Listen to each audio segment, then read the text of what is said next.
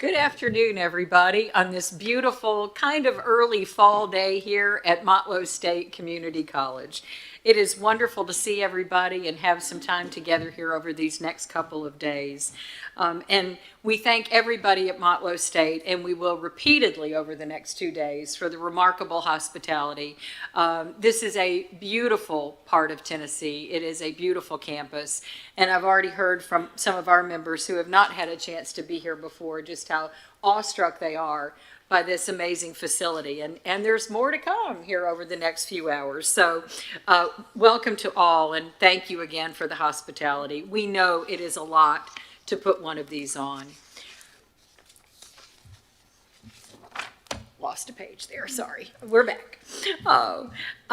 Welcome to everyone in the audience and those watching on the live stream. Of course, as the board knows, this is being live streamed and will be archived for the records as well. In addition to Motlow State, our thanks to the teams from our TCATs at McMinnville, Murfreesboro, and Shelbyville for being part of staging and putting on this tremendous event. Some of us were able to go to Uncle Nearest Distillery this morning and take the tour about 9 o'clock this morning, which was informative and enjoyable. And we'll be talking about the opportunity there a little later in our committee meetings. Others took the library tour here at Motlow State, and I'm sure that was an enlightening experience as well. So thanks again to everyone for rolling out the red carpet for us. Those of you who did not go to Uncle Nearest, I would encourage you to put that on your Tennessee travel list, as it is definitely a sight to behold. And part of this growing Tennessee whiskey trail and the deep and rich tradition the state has between George Dickel and Jack Daniels and now Uncle Nearest. It is a part of our history. Let me officially welcome our two new regents who are not so new to us anymore, at least on Zoom, but we haven't had the chance to enjoy your company in person. To Layla Garton, welcome. Thank you. If you haven't seen it, Layla has an enormous truck out there in the parking lot with her name on the back where it's a website, I guess. It's my Instagram @handle. Excellent. Now, will you be Instagramming from here? I can, yeah. Okay. I'm gonna take a bunch of pictures. I've already taken a couple, and of course, good. it may be posted. Excellent. We'll look forward to that. Welcome. You've already been a tremendous asset to this team, and we appreciate you. Layla, of course, is our student regent and a student at Volunteer State. Ross Roberts is on the faculty at Northeast State. Welcome. Thank you so much. I'm honored to be here. We are honored to have you, and you too have already been an active participant, so thank you.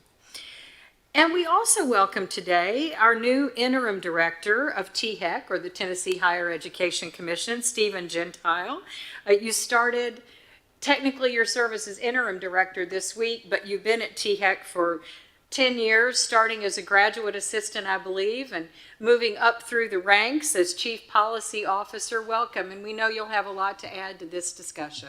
Thank you very much, and I will share my Instagram handle after this meeting as well. Please do. Thank you. Thank you. Seriously, Dr. Gentile, anything you would like to add? And I do hope always the THEC perspective is important to us, so please chime in at any point along the way here. Thank you. And I spent about 30 minutes out in the crowd with colleagues I've been working with for the last 10 years. It's always been an honor to work with such a great team, and to say it's an honor to be here right now is an understatement, so thank you very much for this. Thank you. We're glad you're here. Steve, were you there when Mike Krause was there? Fortunately, I was. Yes, sir. Gosh. And he lived to tell the tale. So there you go. We all still miss Mike. He was a great asset to the state, still is. So, Chancellor, do you have any opening comments or announcements for us? Well, thank you, Madam Vice Chair. And again, just to welcome each of you and to thank Motlow, McMinnville, Murfreesboro, and Shelbyville TCATs for hosting us today. As I've shared with several of you, we know how difficult it is to get ready for us, but we truly are appreciative of all the efforts that you go to make us feel so welcome when we come.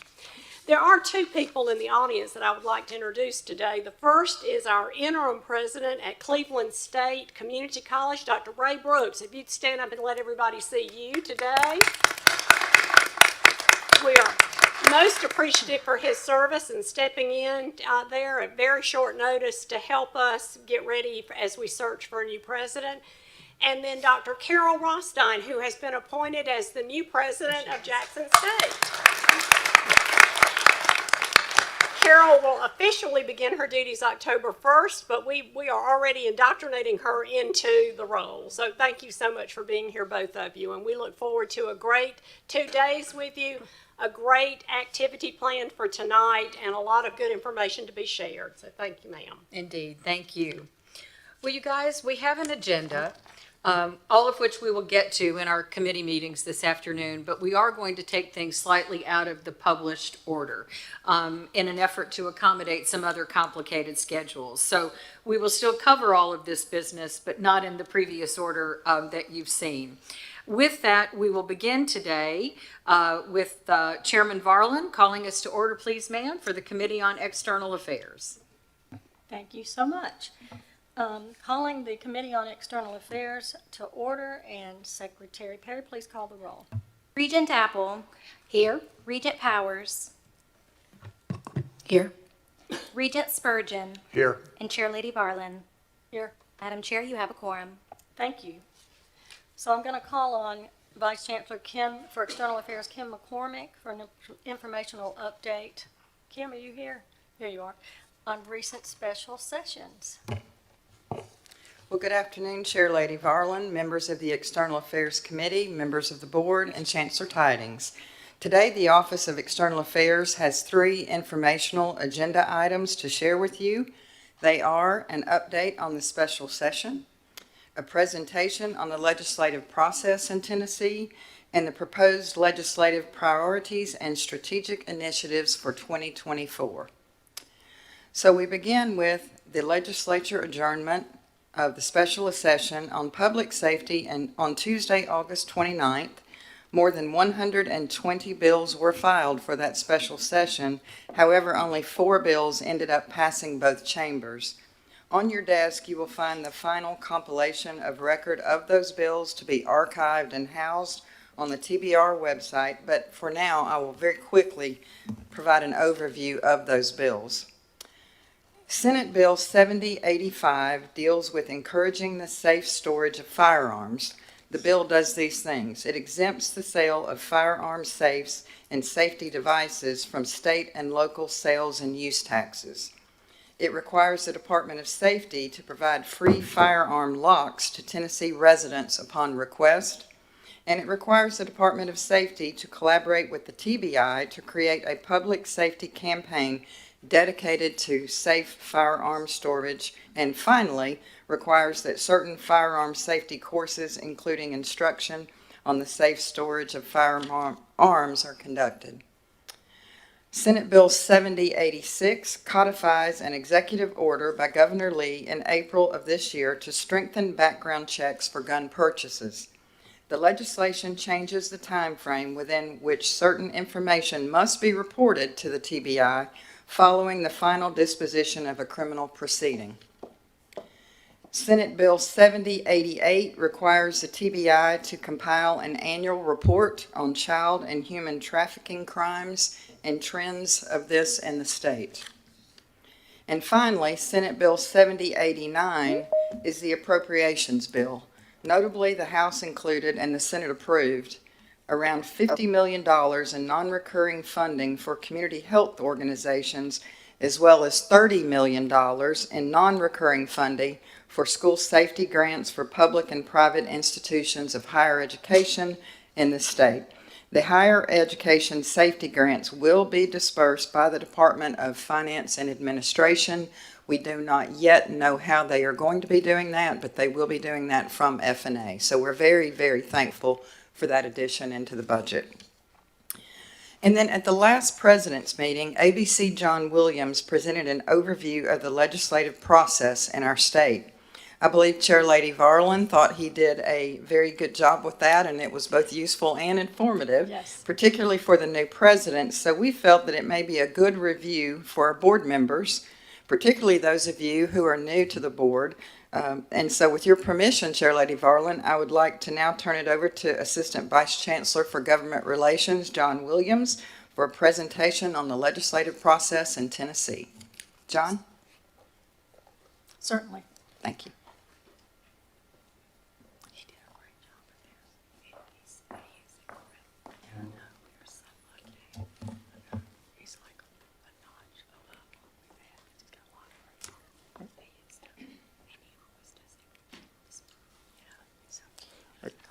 Thank you, Dr. McCormick. Good morning. Good afternoon, I guess, board members, Chancellor Tidings. As we approach the upcoming regular legislative session, I wanted to give a few tips and tricks for following legislation because it's not always intuitive how the process works. So I hope this can help you find any information you might want or need throughout the legislative session, but always feel free to reach out to me or anyone in government relations if you have a question. So a few quick basics about the General Assembly. It is a bicameral legislative body with 33 members of the state Senate serving 4-year terms and 99 members of the House serving 2-year terms. Each General Assembly spans 2 years and convenes at noon on the second Tuesday of January, and we're currently in the middle of the 113th General Assembly. The state constitution provides 90 regular legislative days over the course of the 2 years. However, as we've seen in the past few years, the governor or the speaker can call the bodies into a special legislative session to address issues of particular importance. For instance, the special session we just had on public safety.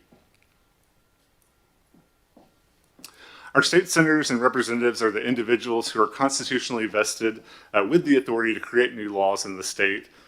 For any bill to become a law, it must have a sponsor in each chamber of the legislature. In Tennessee, any piece of legislation can originate in either chamber. However, each chamber must pass identical versions of the bill by a constitutional majority for it to become a law. And you may hear certain terms being thrown around during legislative session when we talk about bills, and each one has a unique meaning that kind of indicates where the bill is in the legislative process. So before a legislator can file a bill, they have to get their legislation drafted. While members can write their own legislation, we don't expect them to be scholars of the law because we have a citizen legislature in Tennessee. So when a member is ready to file a bill, they'll submit their idea to the General Assembly's Office of Legal Services. Legal Services is a nonpartisan office that works with all members to draft legislation, review it for style and substance, and advise members of any constitutional issues or legal issues with their legislation. And they'll also assign a unique drafting code to the legislation to help distinguish it from other pieces of legislation that are moving through the process. And at this point, all of the discussions are confidential, so they're between the attorneys and the legislators. So here is an example of a bill, and I've labeled the different parts of it. So you have the bill sponsors at the top, followed by the caption, which provides notice to members and the public of the bill's subject matter. Then you'll see every bill has a standard enacting clause, followed by directory language, which tells you which portion of the law is being added to, amended, or repealed. Followed by the amendatory language of the proposed law, and then the last section contains the effective date, which tells you when the bill will go into effect if it's passed. And finally, at the bottom, the small number down there is the drafting code, which means that the bill has been submitted through the official process and has been drafted by the Office of Legal Services at the General Assembly. So for the Government Relations Office, the caption of the bill is very important. It limits the subject matter and the scope of a bill. So all other portions of a bill can be amended, but the caption cannot be changed once the bill has been filed. So for an example bill here, the caption in this one opens Title IV, Chapter 51, and Title 49 relative to financial aid. So that means the bill can only amend those two portions of the code relative to financial aid. And as you can see in Section 1 of this bill, it's changing language in a portion of the code from 90 days to 95 days, which looks pretty innocuous. However, the caption is opening all of Title 49, which contains most of Tennessee's education laws relative to financial aid, which means the bill can be amended to change virtually any of our state's financial aid laws. And here's the amendment that was filed on this particular bill this past session, which you can see is much more substantive than the original bill was. And so we call this a caption bill. Both House and the Senate have a bill filing deadline each year, which is the date by which all members have to file their bill with the clerk's office. Don't want to make it public just yet. They may file a caption bill to kind of serve as a placeholder until the final language of their bill is ready to be released. And as a reminder, this is all still in the drafting phase. Everything is confidential until the member decides they want to share it. When they want to make it public, they'll file their bill with the appropriate clerk's office, and this is the point where it does become public, and the clerk assigns a bill number to the piece of legislation. And they publish the bill online with an abstract which describes the bill, but the abstract is not part of the law. It doesn't change if the bill is amended or changed throughout the legislative process. So that means when you look a bill up online, the abstract is describing the bill as it was originally filed. So if you were looking at that one we looked at a second ago, it'll just say changes the number from 90 to 95. It will not give you any information about amendments that are added or adopted throughout the process. But as you can see on this page, there are several tabs. The bill history shows you where the bill is in the legislative process. The amendments tab will have links to amendments that are adopted on a bill in committee. The video tab will link you to footage of a bill being discussed in committee. The summary tab provides kind of an in-depth description of the bill and its impact on current law. The fiscal note tab contains information about what type of fiscal impact the bill will have on state or local budgets if it's passed. And finally, there's a tab for vote counts on the bill. Once a bill is filed, it's assigned to committee or subcommittee, but that still doesn't mean it's going to be debated unless the member takes the next step, which is to put the bill on notice. When a legislator puts a bill on notice in committee, it means that he or she would like for the bill to be debated the following week. And typically, bills are put on notice by Wednesday afternoon in order for the bill to be heard the following week in committee. So once a bill is put on notice, it will be debated and possibly amended in committee. And it will follow that process through any committees and subcommittees that it's assigned to by the clerk's office. If the bill has a fiscal note that indicates that it will have any sort of impact on state or local budgets, then it'll go through the Finance, Ways, and Means committees in each chamber. And it must be funded in the state budget before it can pass to the next step. Then it will move on to the calendar committee, to be scheduled for a vote in the full House or Senate. And they can move through this process in the House and Senate concurrently, or one chamber may pass a bill before it gets to the other chamber. Finally, after a bill has passed in all of the appropriate committees, it will come up for a vote in the full House or Senate. And if there's a discrepancy between the House and Senate versions of the bill, the speakers can appoint what's called a conference committee to reconcile the differences between their respective bills and negotiate a compromise. Finally, the bill will be signed by both speakers and sent to the governor, and he or she has the option to sign the bill within 10 business days to make it law, veto the bill specifying his or her objections within 10 business days to keep it from becoming a law or request reconsideration, or not sign the bill or veto the bill within 10 business days, which simply makes it a law without the governor's signature. And once a bill becomes a law, it's assigned a public chapter number by the Secretary of State's office and will take effect upon the effective date that's listed in the bill.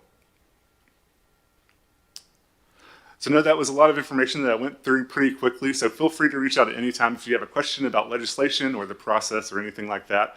But happy to take any questions. Otherwise, I'll turn it back over to Dr. McCormick. Thank you. Any questions? Sure. John, good job. That's about as melted down to simple terms as I've ever seen anything come out of the legislature on. He's a great civics teacher.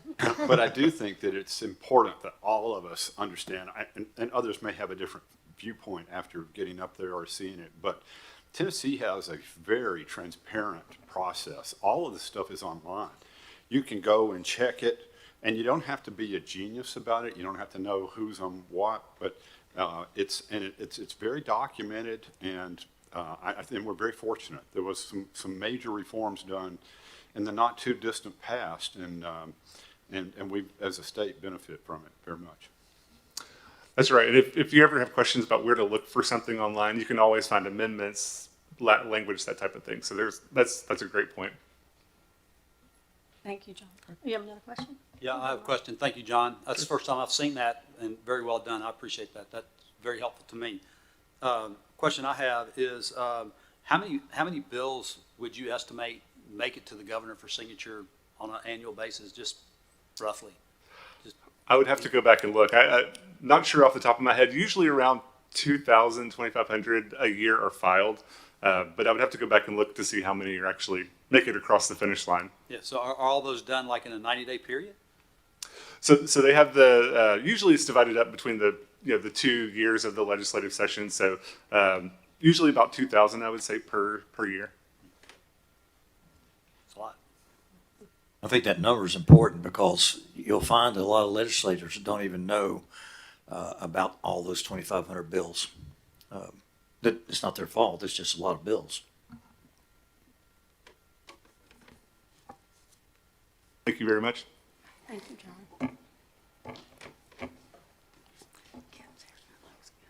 So thank you, John, and now you all know how lucky we are to have John Williams and Patrick Boggs in our Government Relations Office.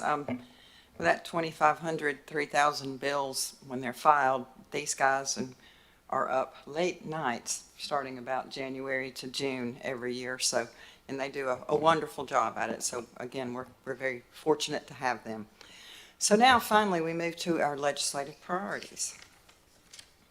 As you know, every year we assemble legislative priorities that drive the advocacy efforts of the Office of External Affairs before the General Assembly and in some cases before the administration. These 6 overarching priorities, you've seen them before, you saw them last year. These are our guiding principles that help shape the strategic initiatives for the coming years. Keeping in mind these guiding priorities, we developed from input of stakeholders such as you as board members, senior staff, the chancellor, our presidents. We develop a list of strategic initiatives that we put forth to THEC and then also legislative initiatives. So let's start with the TBR strategic initiatives. These are proposed before you. These are the strategic initiatives that require funding and that, if affirmed by this body, will be submitted to THEC for 2024 approval. I'm going to list them, go over them briefly, but when we get to business and finance next, they will actually be discussed thoroughly before you with Vice Chancellor Fox. So the first is cybersecurity. We're going to request $8.1 million recurring. Physical safety and security, $2.5 million recurring, $3 million non-recurring. Student coaching, which is $2.5 million non-recurring and $2 million recurring. Student support network, $4.3 million recurring. Creating a multi-generational workforce pipeline, $3.3 million recurring. Actually, that's non-recurring, I'm sorry. It should be. Workforce training, financial aid pilot, that's $3 million non-recurring. And actually, I just said something wrong. The $3.3 million recurring is correct on the multi-generational workforce pipeline. Okay.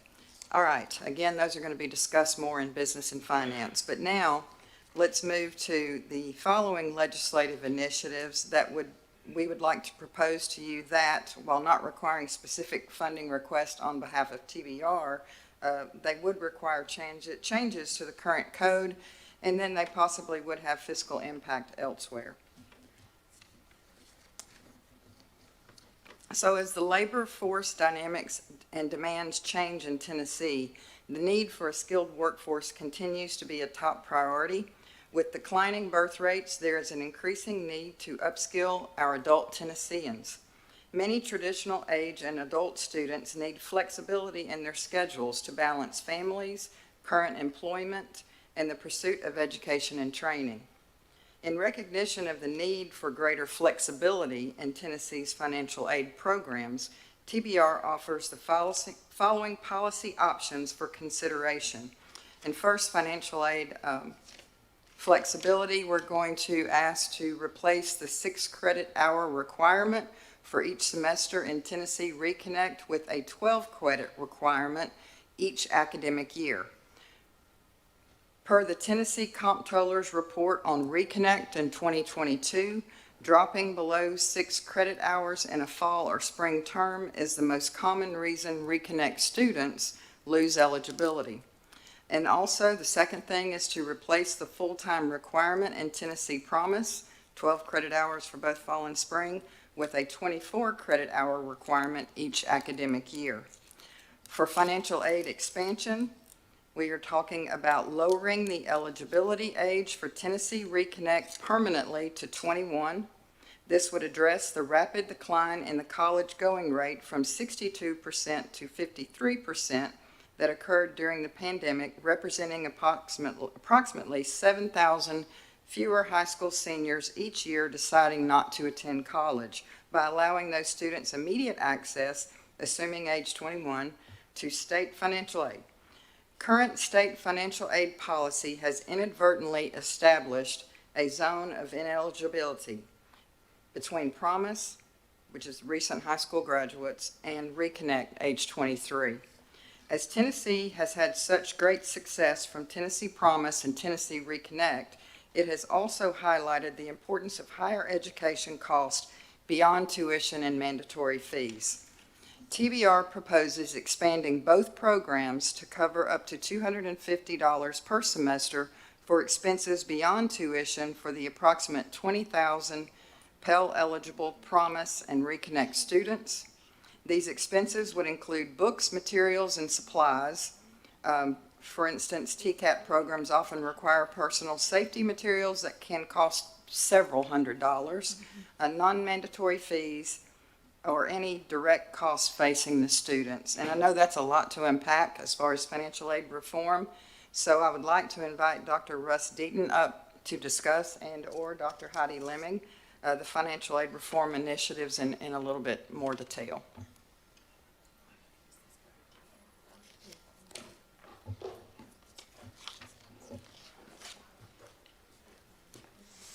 Well, Kim, thank you. Well, Kim summarized it well. Both of these ideas would modernize financial aid programs for Tennessee in ways that we think are responsive to the current policy environment, particularly with changing the flexibility requirements, moving Reconnect and Promise away from a rigid requirement that the student pursue the hours in the fall and spring, and giving them flexibility to pursue those hours throughout the academic year. This maintains the, I think, very sound notion that both programs expect students to make progress towards a credential, in the case of Promise, 24 hours each academic year, but it gives them additional flexibility to pursue those in either the summer term or the winter semesters, whatever the case may be for the student in his or her best interests. The Reconnect eligibility item is key because you will see later in data we will present that adult enrollment is under the most pressure within TBR right now, down 44% since pre-pandemic. Allowing that age range to expand to 21 not only encourages those adults to come back, but also addresses, and that phrase is used very intentionally, that inadvertent zone of ineligibility, which I don't think state policy intended to have, but absolutely is a barrier within the state's financial aid apparatus. And then finally, the expansion of Promise and Reconnect to costs beyond tuition and fees. I would note, and this is not intentional, of course, but this is where UT Promise is heading. There was an article today with President Boyd in the paper talking about their commitment at that system level to pursue initiatives that add those financial aid resources for students to capture beyond the mandatory tuition fees, which are covered by Promise and Reconnect. So in that way, it keeps our programs competitive in that sense, and also it addresses what we know to be true, which is those costs, whether they be the equipment fees that Dr. McCormick mentioned, non-mandatory fees, whatever the case may be, it helps address those costs for students, which often are indeed a barrier to higher education. So happy to answer additional questions if there are any, or whatever the case may be. You anticipate any obstacles to these? They make perfect sense, but. Frankly, we do. Some of them are costs. I think there's probably a difference of opinion perhaps from other stakeholders about the wisdom of the first two items you see there. I think there is, and I get this argument, that there is an argument to be made for insistence upon the full-time requirement fall and spring for Promise students. And there's a case to be made for that. I think, though, that's outweighed by the flexibility benefits this offers. So I don't want to speak for either the Chancellor or Dr. McCormick in the legislature, but I do anticipate there's a discussion to be had about the wisdom of that and the trade-offs associated. But in our judgment, this is the best thing for students.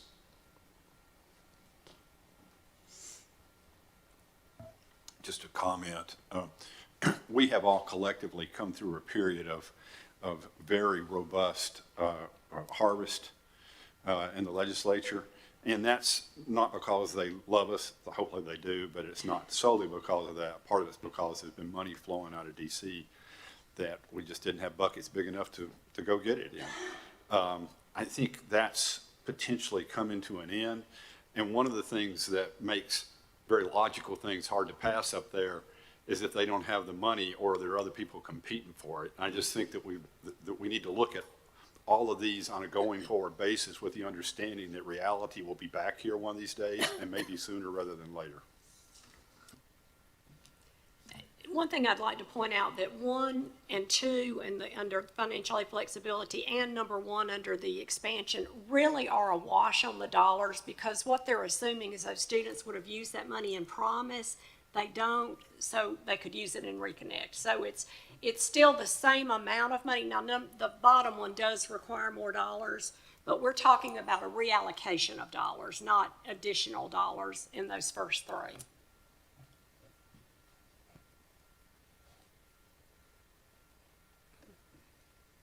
Back to you.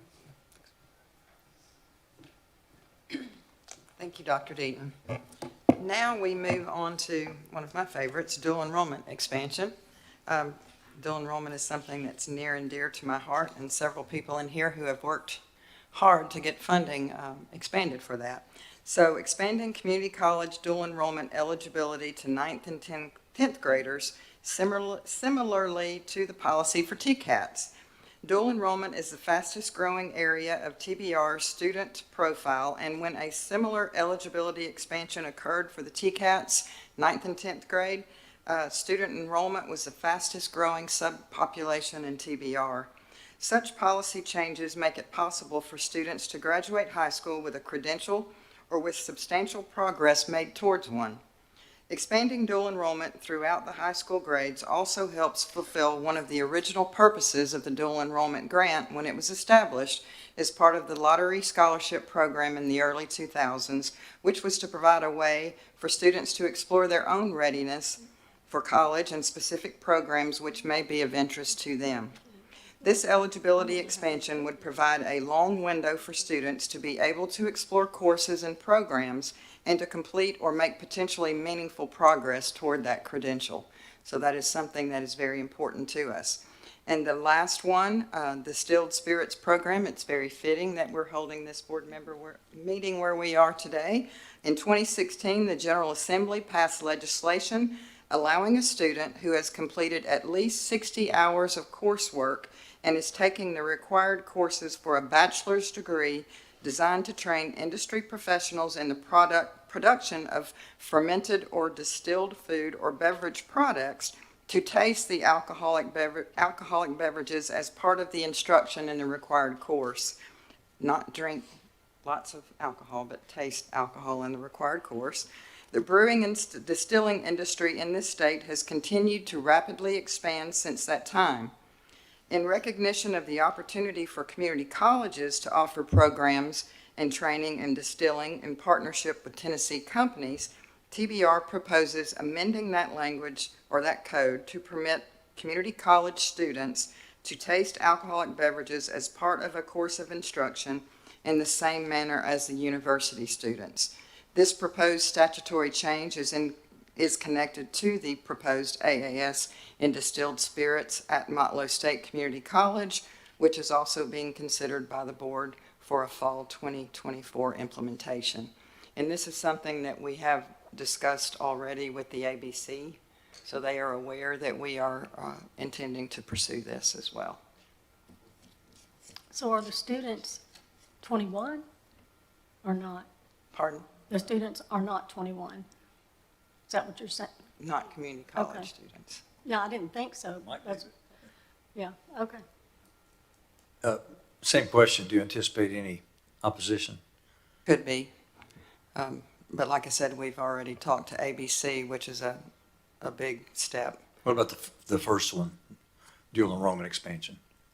Dual enrollment expansion could be because of a fiscal impact, but, you know, Yeah. like I said, we did it for TCATs last year, and it has caused extreme increases in enrollment, so. Right. Good. Are there any questions? This concludes the External Affairs report, if there are none. We are not, like I said, we are not seeking for a vote on these, Chair Lady Varlin, but we are seeking for an affirmation from the board that we are moving in the right direction with our legislative priorities. again, you may want to wait to talk to us about that after Business and Finance Committee, because the actual strategic initiatives will be discussed in further detail there. Chair Lady, can I just make a comment? So one of the things that I struggle with sometimes is that some of the stuff we do in here is so high level or administrative, but the last items that either Dr. Deaton or you have presented has all been so focused on the students and getting them in, keeping them in, getting them in earlier. And all of those are the kinds of things I think we should be doing. So without knowing the ramifications of what Regent Gill alluded to on the financial side, I would just say this is exactly what we ought to be doing. Thank you. Thank you. Anyone else have any further business? Okay. Hearing none, the Committee on External Affairs of the Tennessee Board of Regents stands adjourned. Thank you. Thank you, Madam Chair. Thank you, Vice Chancellor McCormick.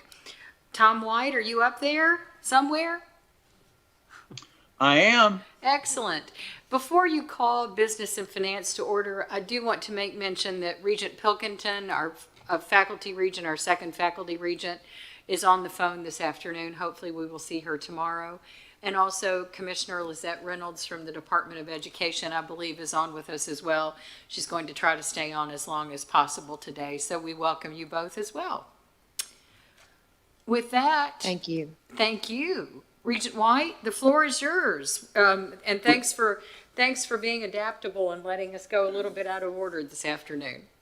Well, I was going to say, as your chief source of complication, I appreciate the flexibility with the agenda. So thank you very much for that.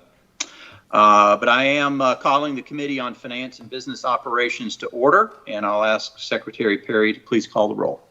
Regent George. Present. Here. Regent Gill. Here. Regent Kastner. Here.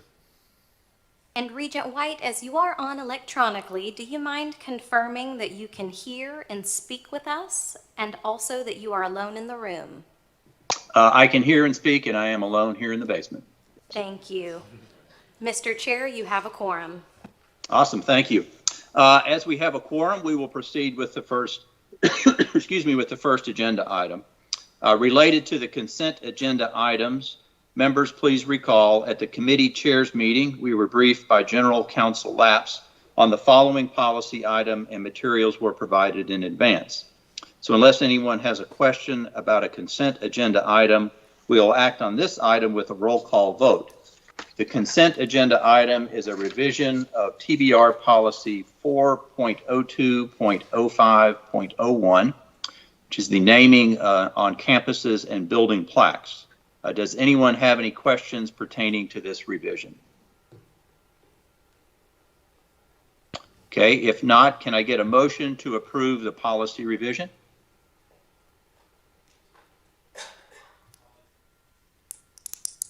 I'll second. Great. I didn't hear the motion. Did we get okay, awesome. Thanks. And we have a second. So with the second, this does require a roll call vote. And so I'll ask Secretary Perry to call the roll. Regent George. Aye. Regent Gill. Regent Kastner. Aye. And Regent White. Aye. Motion carries. Great, thank you. The second agenda item is the review of fiscal year 24-25 legislative priorities budget request. And I will ask Vice Chancellor Fox to summarize the staff's recommendations. Thank you, Mr. Chairman and members of the committee. The next 4 slides will include our legislative priorities as presented by Executive Vice Chancellor Kim McCormick and External Affairs Committee previous to this committee meeting. As you may recall, each year, the priorities are presented in both committees, with only those that have a fiscal note attached being presented in Business and Finance. For FY 24-25, our legislative priorities include 6 requests totaling $28.7 million, 20.2 recurring, and 8.5 non-recurring. This priority request presentation will be a group effort, and I will ask some others to present briefly on their areas of emphasis. Next slide, please. But I will first discuss priorities 1 and 2, which are related but separate. The first is a cybersecurity request of $8.1 million recurring. Cybersecurity is a critical need for our colleges and the system office. Higher education entities are high value and frequent targets of attackers because of they host large amounts of sensitive student and employee data. The longer a breach goes undetected, the more difficult the recovery and the greater the cost. In the immediate aftermath of an attack, restoring operations can be the primary or sole task for most administrators. Almost every form of communication with students and faculty is shut down. Student access to learning materials and tools is decreased, at least temporarily. The job of faculty becomes much more difficult, and there is inevitably loss of learning, a significant risk of decreased enrollment, and an increased chance of students not completing their studies. It is critical that TBR colleges have the tools necessary to prevent as many attacks as possible, and the ability to detect and respond to successful attacks as quickly as possible. Educational opportunities for our communities are an essential service, and our colleges can't risk downtime or the amount of money and time needed to recover from successful attacks. $5 million of the recurring request will allow TBR to hire a full-time CISO, or Chief Information Security Officer, at the system office, as well as provide funding to hire additional security specialists to monitor and provide cybersecurity for all of our colleges. This would also allow for the procurement of standardized security monitoring software for all of our colleges within the system. Given that database security and third-party service security are two of the largest cybersecurity risks, $3.1 million recurring would provide expansion of the TBR system office IT capabilities, allowing for the capacity to provide standardization and redundancy across the ERP, maintenance, and operational functions at the colleges within the system. I will pause there before moving on to the physical safety and security. Okay, quiet group. Priority 2 is physical safety and security, request of $5.5 million total. $3 million of that is non-recurring and $2.5 is recurring. With the heightened focus on safety in our schools, our colleges continue to face challenges, including the difficulty of recruiting and retaining officers, difficulty being able to provide coverage for all their various satellite locations, and the lack of funding to update their facilities with the newest equipment and technology to meet today's standards. The newly formed TBR Department of Safety and Security has supported our college police chiefs to assist in the process of hiring TCAT officers with the previous funding, but many of our TCATs have multiple satellite locations that cannot be covered by that one TCAT officer. The same can be said for our community colleges. $2.5 million of the recurring request would allow TBR to add one additional officer for each TCAT and one additional officer at each community college, as well as provide flexibility to adjust current salary ranges in this competitive hiring environment. Based on our survey of college police departments, the number one need was more personnel to support their large campus footprints in multiple locations. In addition, the $3 million non-recurring request is to continue the important work of increasing the physical safety of our campuses. We've received feedback from our community colleges and TCATs related to the status of improvements made with the previous round of funding that ended in fiscal year 21. And we have found that our campuses are in varying degrees of security. Campuses are now equipped with a best practices roadmap stemming from campus assessments that were completed by the Department of Homeland Security and THEC. Many schools have requested assistance in putting these practices into reality. Our TCATs will have many of their safety needs addressed with their current year capital funding, but not all. Examples of equipment needs and upgrades include glass door safety film, cameras, access control for exterior doors, speaker systems, lighting upgrades to exterior areas, and equipment for our police departments. I'll pause here for any questions on item 1 or 2. I have a question. So with those police officers, are those going to be active serving police officers or like retired reserves officers? So they would be post-certified officers, so Okay. commissioned police officers. Okay. Yes. Yes. If I don't see any other questions, I'm going to turn it over to Dr. Deaton and Dr. Lemming to cover the next 2 priorities.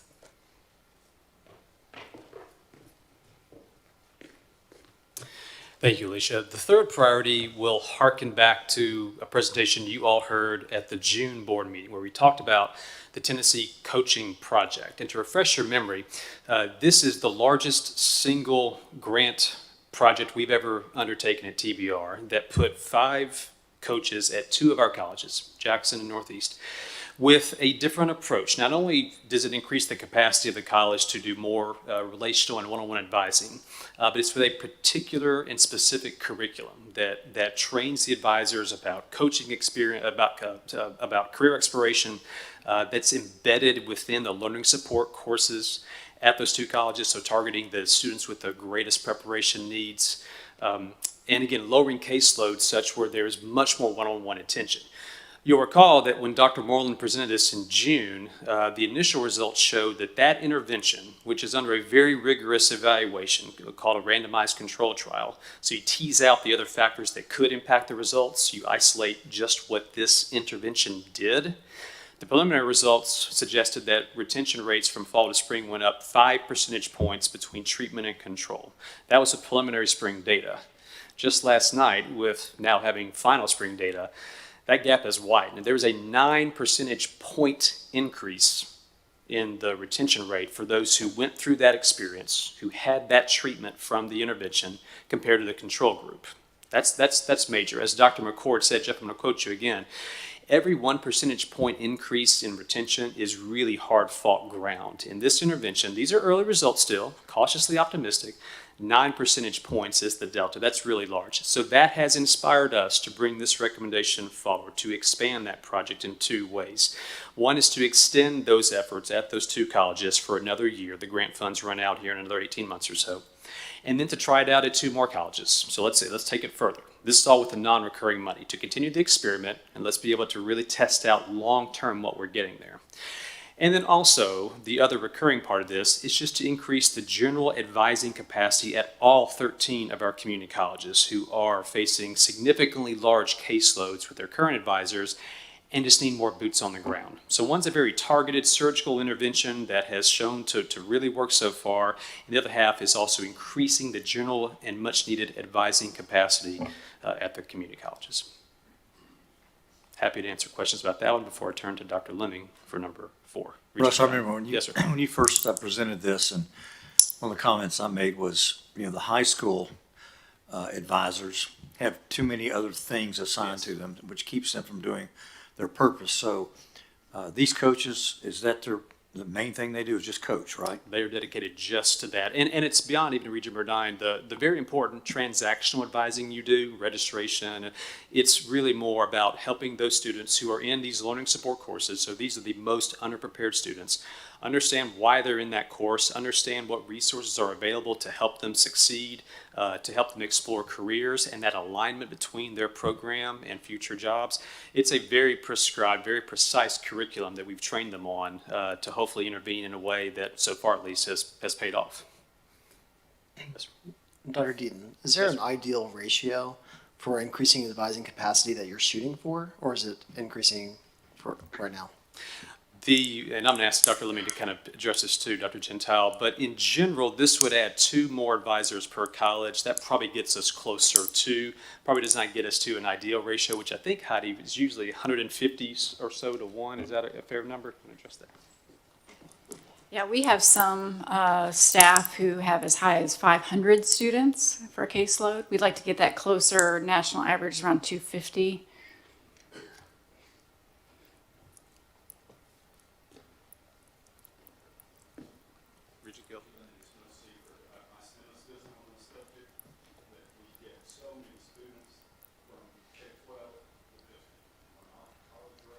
That is true.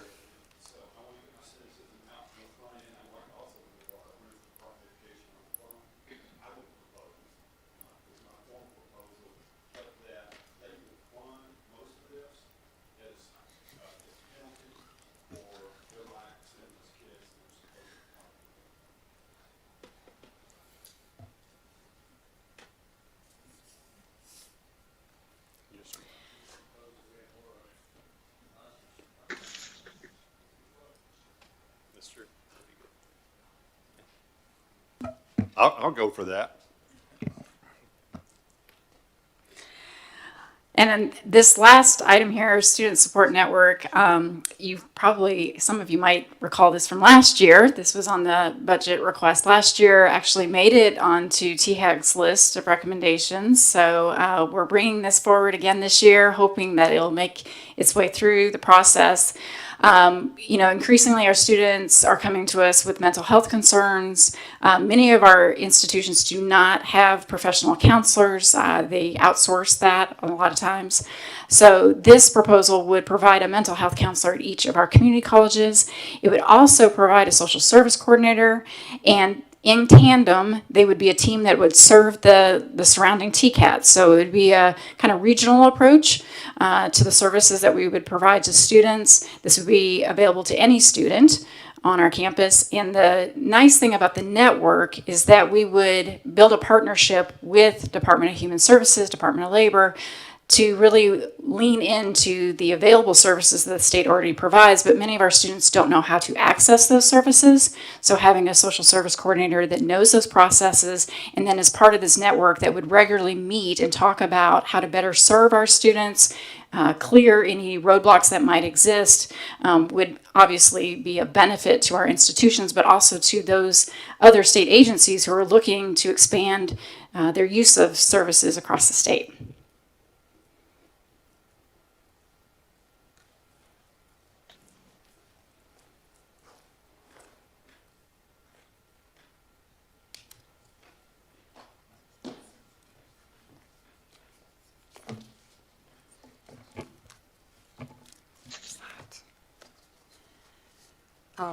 The first one you see here is creating a multi-generational workforce pipeline, and we're asking for 3.3 million recurring.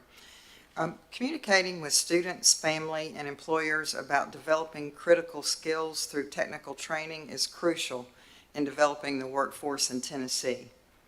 Successfully recruiting those students into technical programs is central to TBR's mission, as our colleges are a critical component of Tennessee's economic engine.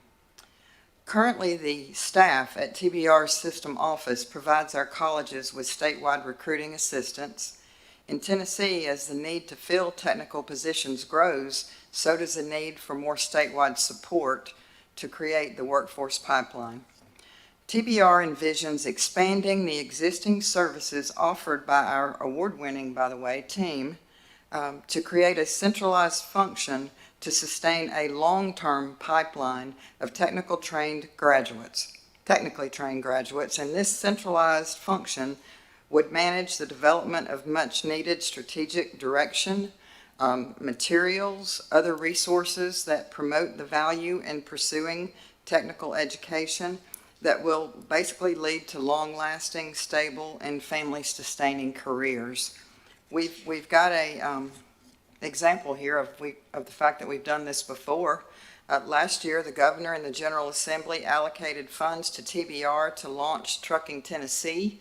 I know you all have seen the trucks and the logos and the hats and the t-shirts, and with these funds, the TBR team was able to create this micro campaign of advertisement, including really multiple sources of information delivery. There were commercials, social media was used. This campaign has resulted in significant increases in the enrollment of trucking programs across the state of Tennessee and across the system. These funds would allow, if we were to receive these funds, it would allow us to replicate this recruiting strategy that we did for Trucking Tennessee with other technical and workforce-ready programs in the system. And then finally, the workforce training financial aid pilot of $3 million non-recurring dollars. This has been brought forth several times now in the General Assembly by legislators, and actually made it through committees, but didn't make it through the funding process. This is to establish a pilot financial aid grant program for students to pursue non-credit certifications and training. And remember, these are outside of the scope of the federal and state financial aid because they're too short.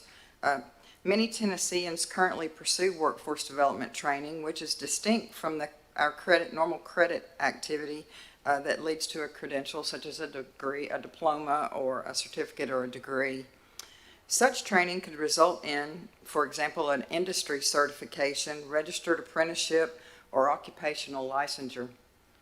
State and federal financial aid, again, is solely structured toward for-credit activity, and therefore this pilot program would provide grant aids to these students to pursue the non-credit training.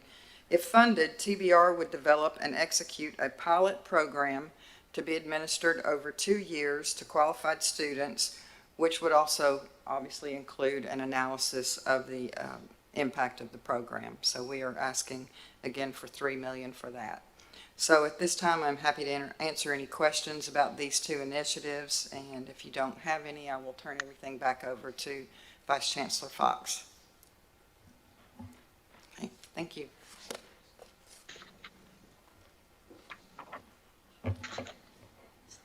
So Chairman White, that concludes our presentation of the legislative priorities and the budget requests associated with those priorities.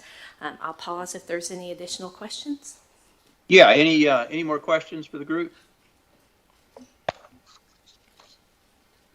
If not, is there a motion to approve the consideration of fiscal year 24-25 legislative priorities budget request?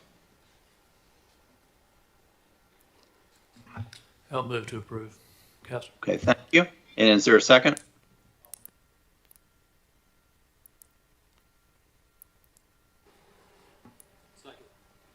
Okay, thank you.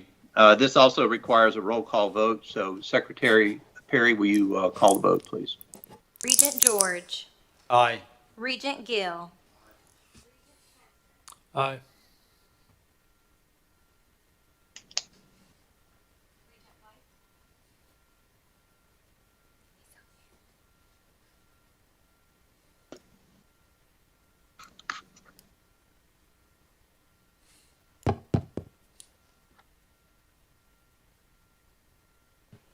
Tom, did we lose you? No, I'm still here. I just didn't hear Mariah call my name. I didn't know if someone else was speaking, but I vote to approve, yes.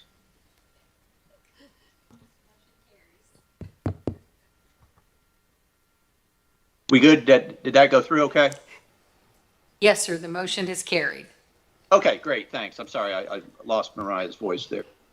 Okay, let's go to the third agenda item, which is the review and consideration of a non-mandatory fee request for TCAT Pulaski. And again, I'll call on Vice Chancellor Fox. Thank you, Chairman White.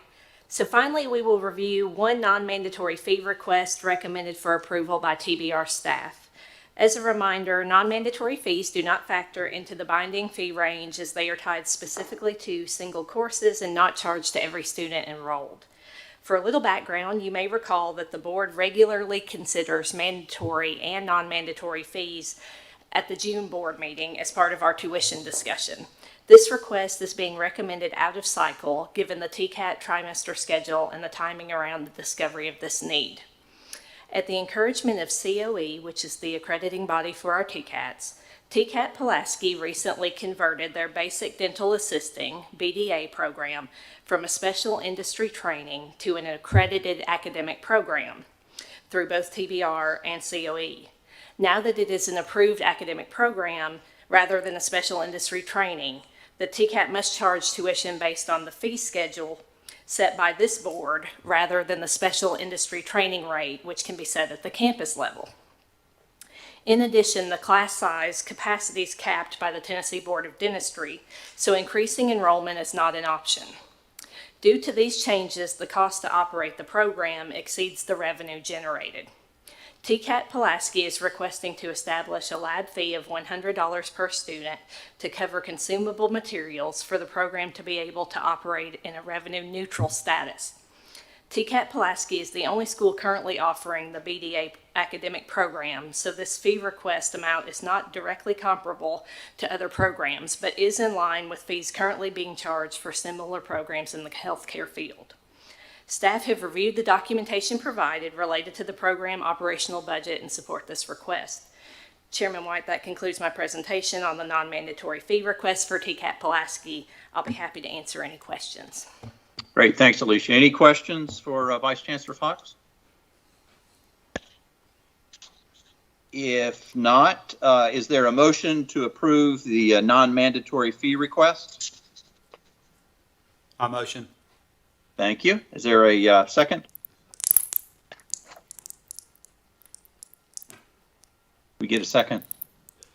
I can't hear if the microphone's not on, but assuming that we got one, Secretary Perry, will you please call for the vote? Regent George. Regent Gill. Regent Kastner. Aye. And Chairman White. Great. Aye. Motion carries. Great. This does complete our agenda for today, and unless there's any other business to come before the committee, and without objection, I'll declare the committee meeting adjourned and appreciate everyone's flexibility and look forward to seeing everyone tomorrow morning. Excellent. Thank you, Tom. And we hope Mrs. White lets you out of the basement. Doubtful. We'll see you in the morning. Thank you very much. Once again, taking things slightly out of order, but continuing our good work in the afternoon. Regent George, would you please open your Workforce Development Committee, please? Test. There you go. You said it. So the committee on workforce development is not out of order. It is number 3 on the agenda.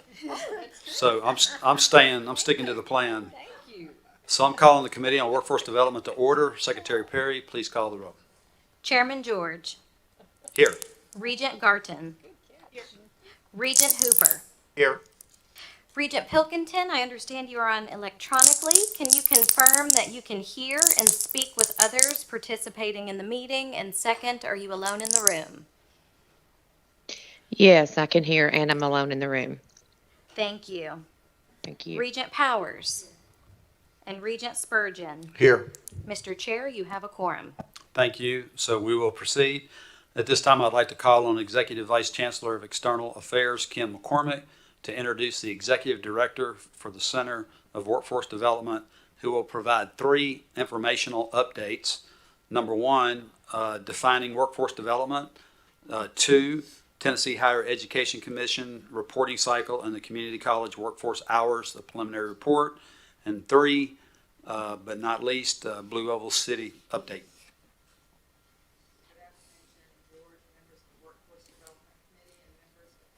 Can't hear you. A little closer, Kim.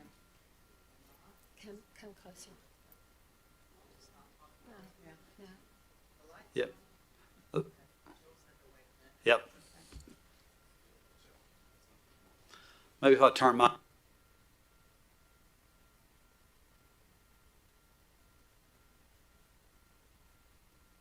Testing.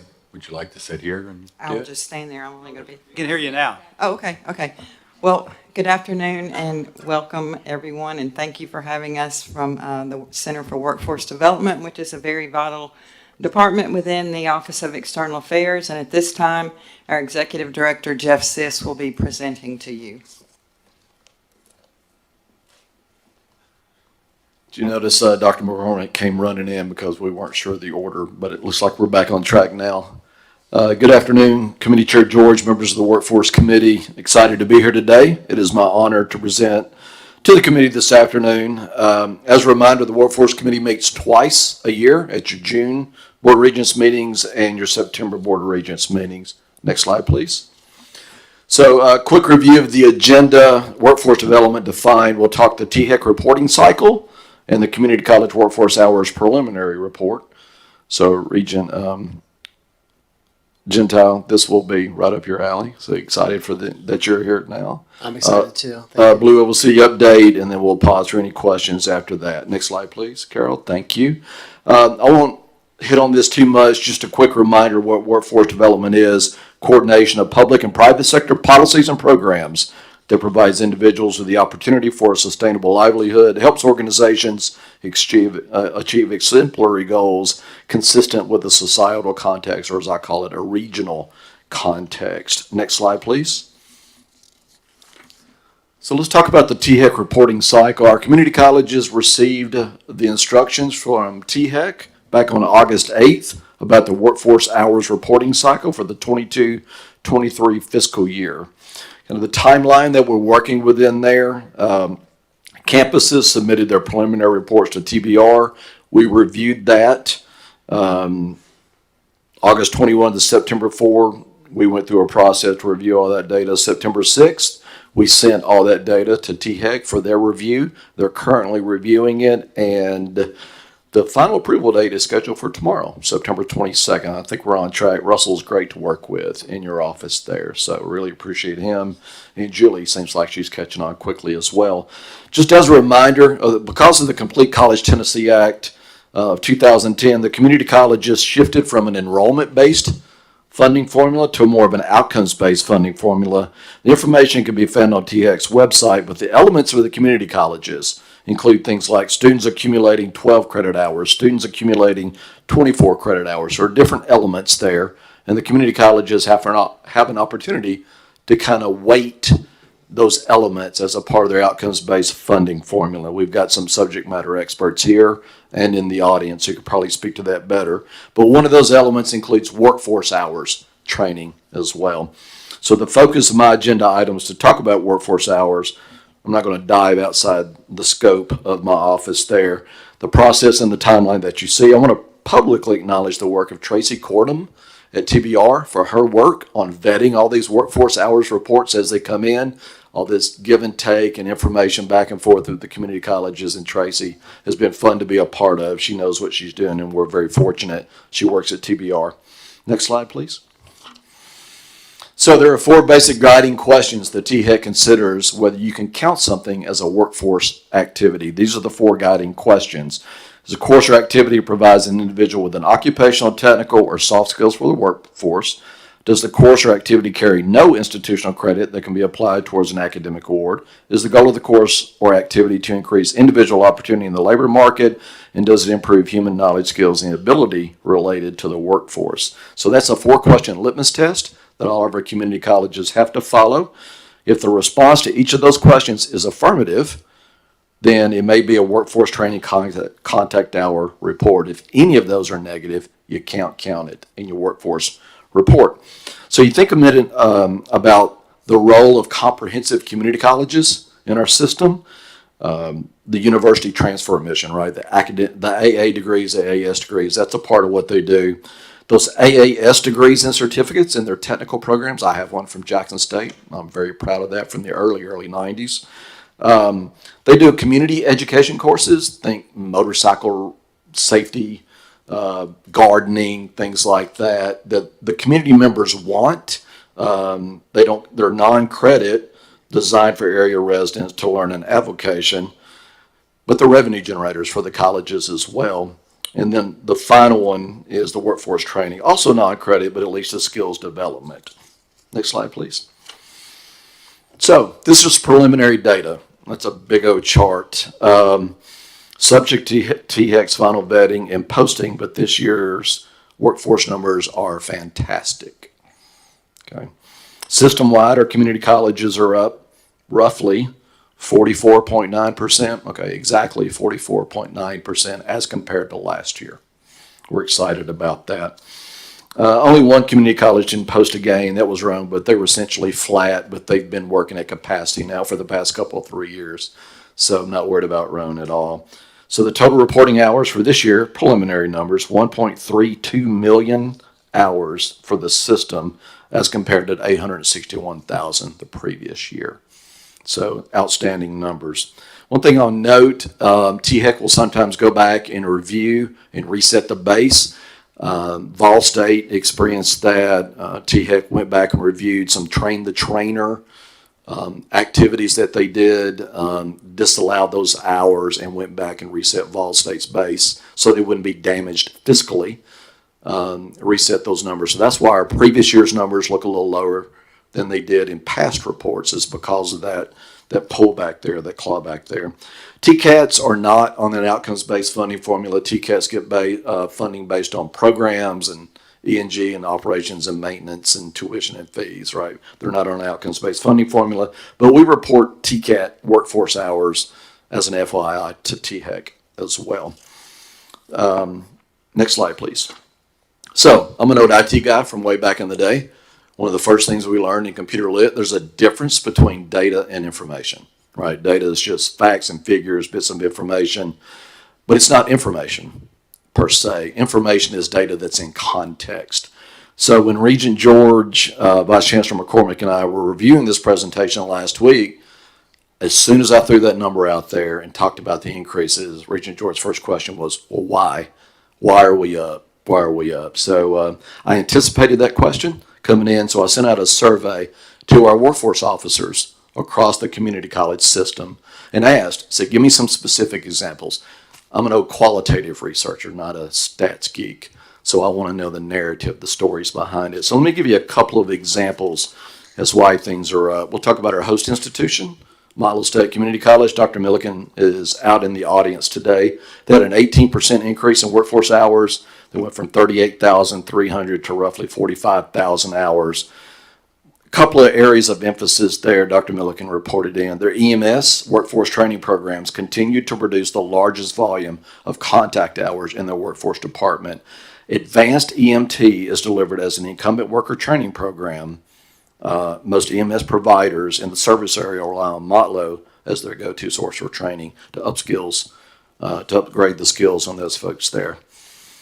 Bo Drake, one of my favorite people in the system, Chat State was up roughly 30%, jumped from 83,983 to a little over 109,000. So Bo's quote was, this is an overnight success, 5 years in the making. One change in THEC reporting, you can use apprenticeships. You can report apprenticeships now. And there's a couple of more litmus tests as we're talking about apprenticeships. Has to lead to a DOL certification or it's related to that. So there's some nuance in that.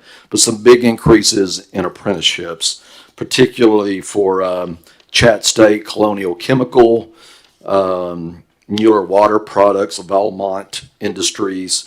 And Bo wanted to make sure that our increase, he wanted me to say their increases are a direct result of having an amazing and dedicated team building meaningful relationships with industry partners and communities. So all that work is paying off post-COVID at Chat State. Cleveland State had an increase of 47%, jumped from 19,500 to a little over 28,000 hours. Again, apprenticeship opportunities for Whirlpool, for example, related technical instruction as a part of apprenticeship programs. Jackson State had an increase due primarily to FANUC certified robot training. Folks like Toyota Motor Manufacturing right there in Jackson, Tennessee, all their operators are going through FANUC robot training. And Jackson State has a FANUC training center there. And then talk about Walter State for a second. I'm assuming President Mixon may be here. Are they the 2 or 3-time defending community college of the year? I'm not sure. If he was here, he would already told me.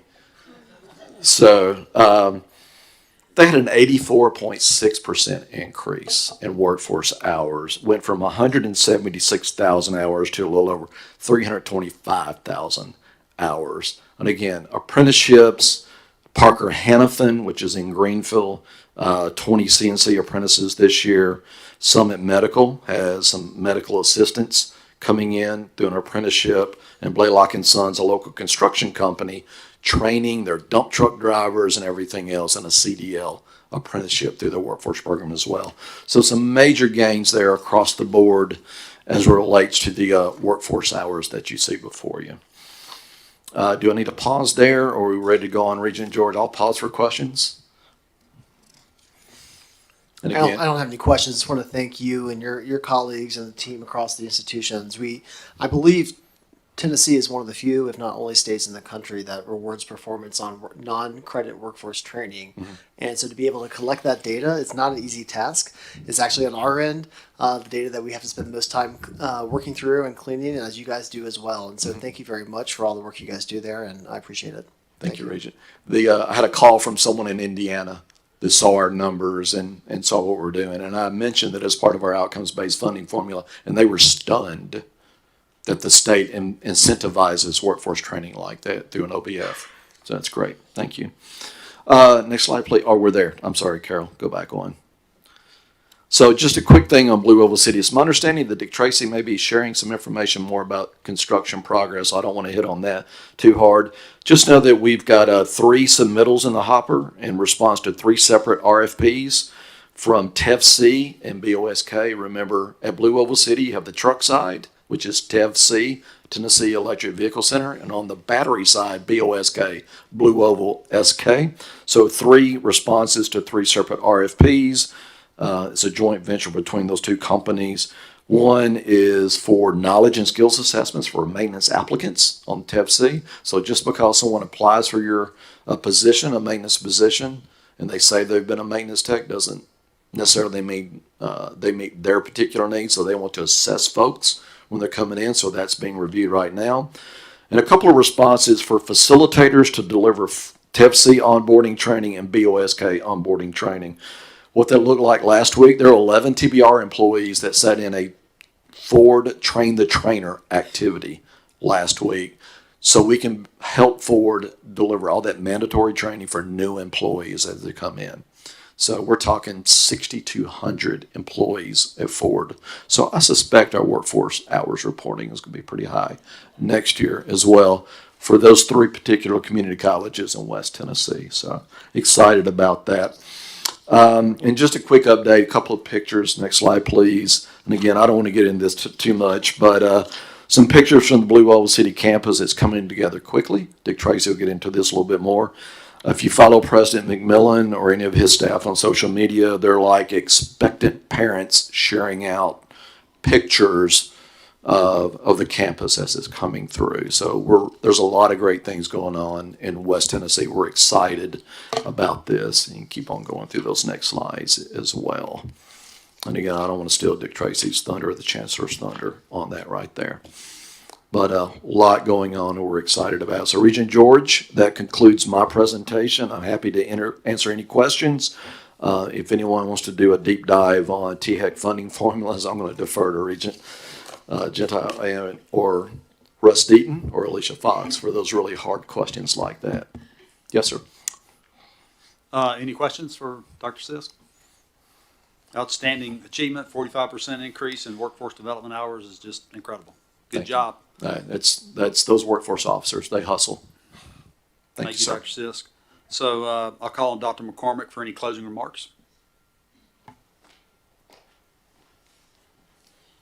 Thank you, Regent George. I do also want to just say how thankful we are to the workforce developers across the state and to our presidents. That's really amazing. That's a huge percentage jump in 1 year. So wonderful work. And also I wanted to thank Jeff for all the work he does and also say that the Center for Workforce Development couldn't do what it does without the help of Dr. Jothany Reed and her academic affairs team and her curriculum developers. We work hand in hand with them, and it's a wonderful partnership. And also thank Jeff for the partnerships that he's building across the different agencies in the state of Tennessee. I think I mentioned to you before about working with the Department of Safety.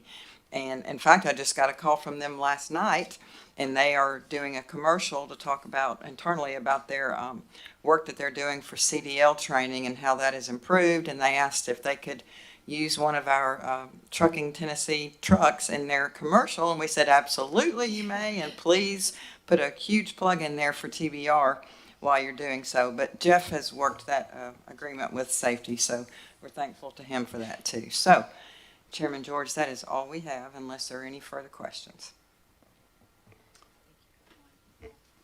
Comment that I feel like we are in a very special place as an institution. I feel very privileged to be associated here.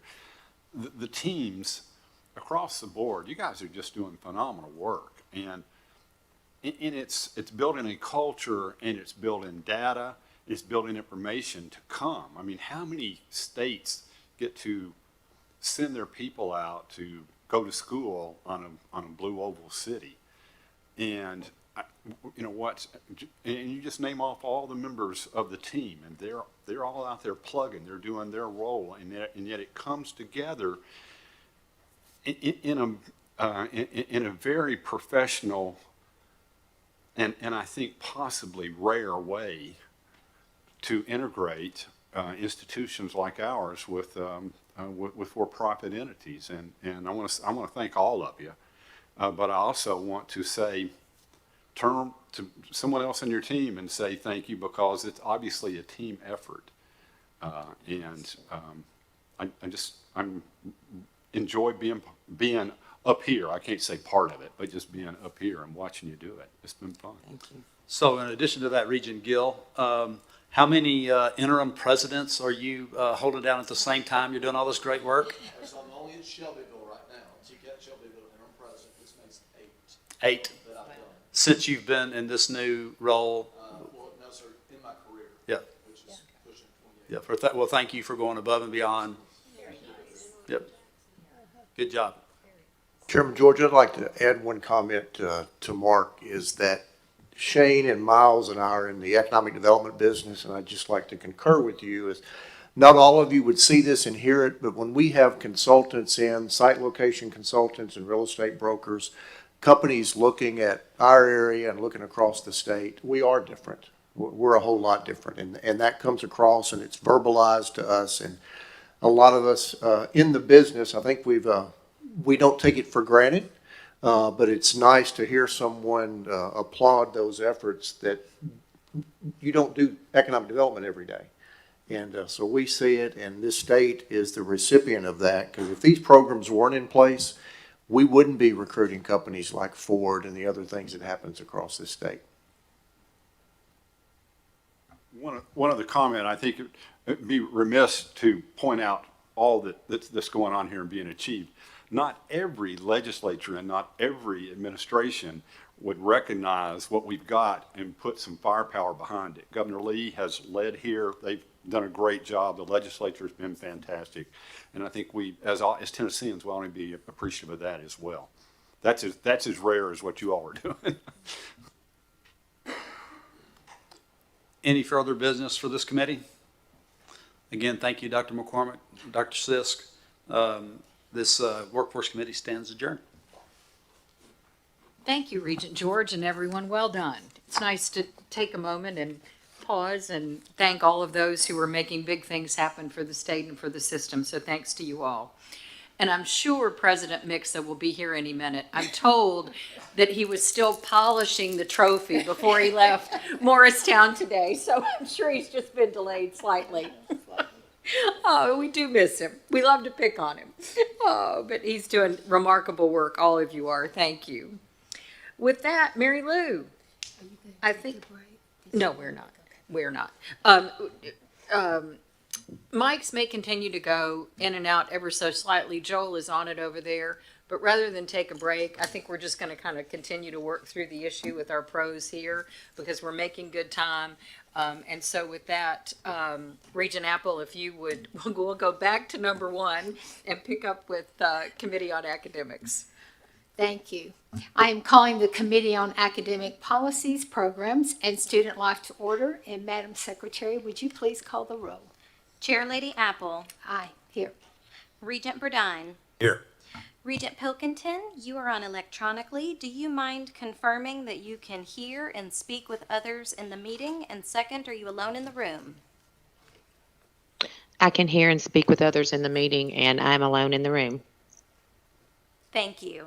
Regent Roberts. Here. And Regent Varlin. Here. Madam Chair, you have a quorum. Thank you.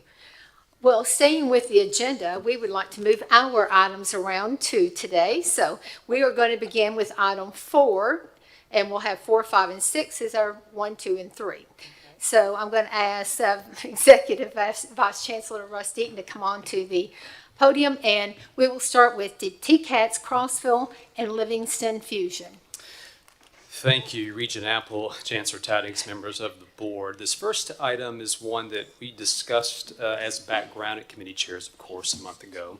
And it's really about combining and sharing the administrative capacity for these 2 campuses.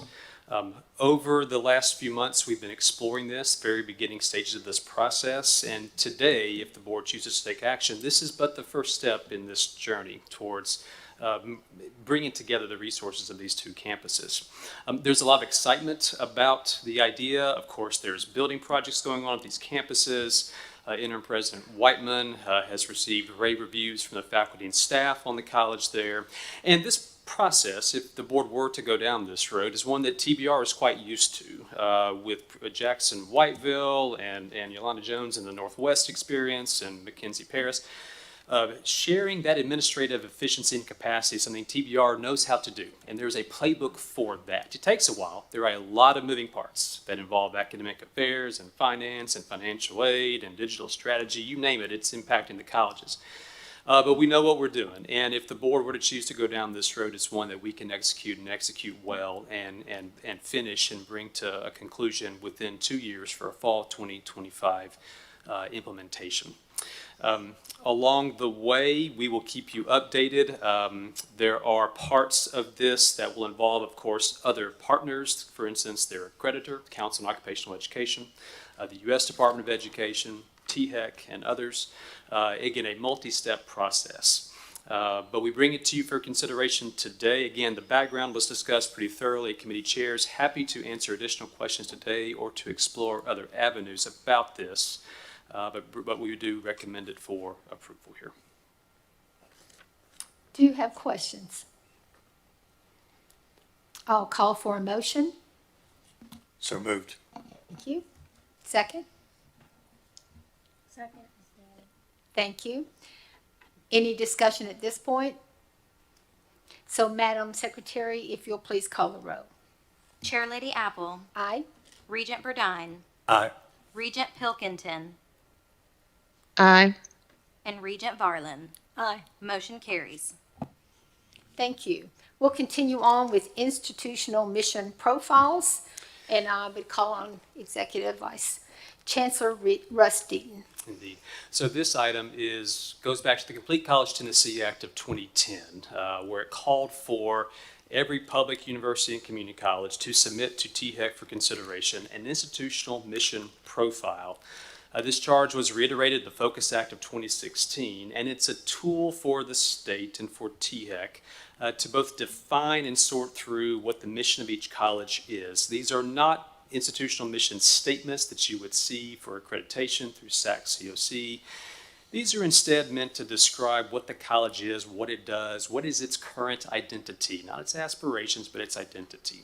Again, required by statute. The process by which we go through this is we work closely with the colleges, providing them basically a template that kind of pre-populates some data, some features, some aspects of the college, and the president and his or her senior staff then go through and recommend edits and additions and changes that we then incorporate and bring to you for consideration. In your materials is last year's approved profile as it went to THEC, along with this year's proposed new ones. And if this were to be approved today, we will then dutifully transmit it to THEC for consideration at their upcoming fall meeting. Any questions? I'll ask for a motion. Move for approval. Thank you. Second? Second. Any discussion? Madam Secretary, would you please call for a vote? Chair Lady Apple. Aye. Regent Burdine. Aye. Regent Pilkington. Aye. And Regent Varlin. Aye. Motion carries. Thank you. And now, Dr. Deaton, would you help us with expanding our understanding of student success? I will surely try. And if I can, before I start, 2 quick moments of personal privilege. Well, first, I don't know if Dr. Torrance is in the audience, but I'll offer a superlative to him and his staff. As far as I know, and I've done field work at almost every community college bookstore, but it is the only one thus far that sells college-themed bow ties. And I appreciate him stocking those today, and I've put some money into your coffers, Dr. Torrance. And so well done. These look great. But secondly, what you're going to see today is touched by many hands. The items that we're bringing forward before you go back to the campuses, IR offices, their admissions and records offices, registrars, a whole host of people in the colleges who begin to bring data to us that we then collect, clean, analyze, and bring to you today. At that point then, I think it's fair to say virtually everyone on the research and data team touches something of what you're about to see today. So many hands go into this. The structure of today is going to be a little bit different because we're going to organize this discussion around the strategic plan first itself, which you'll recall has those 3 pillars: completion, open access, and the community impact or community and workforce development. And for each of these pillars, we're going to pose, if you will, a policy challenge that TBR deals with, one that we have to reckon with every day, one that reflects our history, our identity, and the challenges we have going forward. Along the way, we're going to then introduce some new data that we have gleaned from the analysis of this fall's census enrollments, which are hot off the press a mere matter of days ago, as well as recent graduates, labor market outcomes. Along the way, we're going to also introduce today, both to the board and to the public at large, some new tools that are available for public transparency for this board, stakeholders, presidents and staff to examine student outcomes in a more comprehensive way that I'll get to here later on. And then finally, we're going to incorporate both some references back to things you've heard previously. As we think about, for instance, the Access mission, there are programmatic aspects of what TBR does that I want to remind you of to kind of help you connect those dots. And to also then reference what you heard about an hour ago with the strategic budget request that we presented. Because some of the items you'll see here, some of this discussion about the challenges we face, we then try to directly address with what you just approved in committee, which are those strategic budget initiatives. So all that's going to be woven in together today. So starting with the first pillar, that open access. What does it mean to be open access? And as we think about that word open, how does that define? And I'll assert this too, that TBR is the only public board that is charged with that mission, which means to us, as we define it, that TBR meets every student where they are. There are no admission requirements per se, regardless of your income level, your preparation status, your life circumstances. We accept you and we come to you trying to help you fulfill your goals. So stepping back, looking at the big picture first, this is a 40-year or so history of community college enrollments. You've seen this slide before. This now has preliminary 2023 data. Bottom line number here is that enrollment is rising, up about 1% over fall 2022. The peak, you'll notice, was about 15 years ago at the depths or the height of the Great Recession at near 100,000.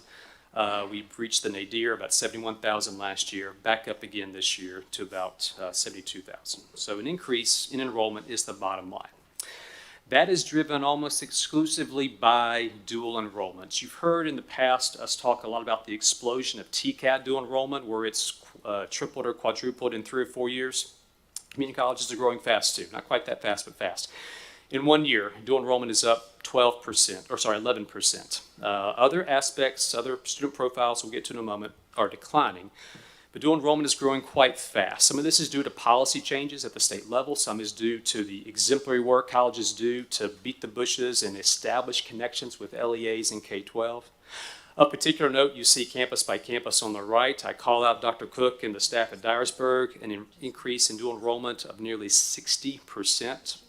Some of which is due to the service area change approved last year, where those dual enrollment relationships flipped from the Jackson counties to the Dyersburg counties, but it's a small portion. In the main, they just got to work and increased dual enrollment by nearly 60%.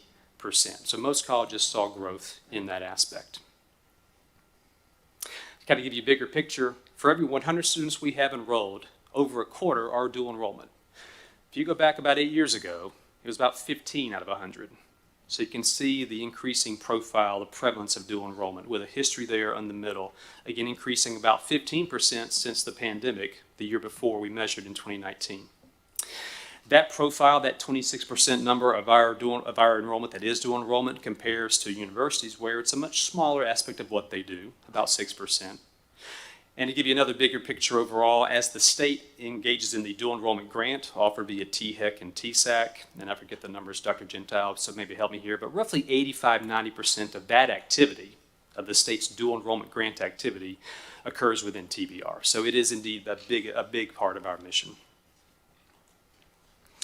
We track closely also first-time freshmen. And that number is continuing to fall, not as fast or as deeply as it has the last couple of years. But the first-time freshman counts are still declining, down about 1%, so not large. If you then isolate that to recent high school graduates, and this is going to connect well with the college-going rates, the momentum year reports you hear from THEC a lot, those right out of high school enrollments. Those recent high school graduate freshmen are also declining, about 1 or 2%. Not large, but they are declining. We are now at the point, the TBR community colleges, where the first-time freshman count's about where it was pre-promise. So there's been significant declines the last 4 years due to COVID and other broader macroeconomic conditions. However, I do want to call out a few colleges where the first-time freshman count is increasing, particularly Walters State, up 11% year over year, and Vol State has a large increase as well. Turning to adult learners, which is one of the largest single profiles we have, about 23 of every 100 students at TBR community colleges are adults, defined as 25 and up. If you go back a few years ago, particularly right after the Great Recession, it was over a third, pushing 40% at certain places. Adults tend to be very responsive to macroeconomic conditions, and as the unemployment rate has declined, as wages have risen, you see the challenges with adult enrollment, fallen 44% since pre-pandemic. That is a precipitous decline. Again, that's a bigger part of what TBR community colleges do than universities. You compare, just for context, what their adult enrollment size is. It's about 12% there. It's about 23% of what TBR does, and falling. Another aspect of the open access mission that has really come to fore more so in the last 4 years is how does the course modality impact our enrollment, and particularly what is the usage rates of online courses. Well, a fun fact for you on the left, about 57 of every 100 students we have takes at least one online or remote course. That has changed a lot, as you can imagine, from pre-pandemic. During the pandemic, it was most of them, again, community college only, and now has settled into about 57 out of 100. Now, at the right-hand side, you'll see the introduction of the first new tool. There's a QR code at the top that you can go straight to this. But we're releasing today a course success and course taking dashboard that digs further into course modality, course success, and how those things break down by student demographic. That is a user-friendly interface, Power BI dashboard, and it offers us some insights into these phenomena that are quite interesting, one of which we have displayed on the right-hand side. I want to talk about the success rates, meaning how many students pass a course across 5 of the most subscribed courses TBR offers, across the 2 different modalities, both the in-person, face-to-face, versus the online modality. You see those 5 courses there, the English composition, the basic college level math, which is statistics, and then you see the aggregate course pass rates for those 2 different modalities. And there is a large difference between the 2. Even after you begin to dissect this and look across student demographics, you still see that pattern hold. There is a policy challenge here. One of the ways this tool is going to be useful is this begins to point a light on a future problem we need to address, which is we've got an issue when we have course success rates in the online modality that are that much lower than in person.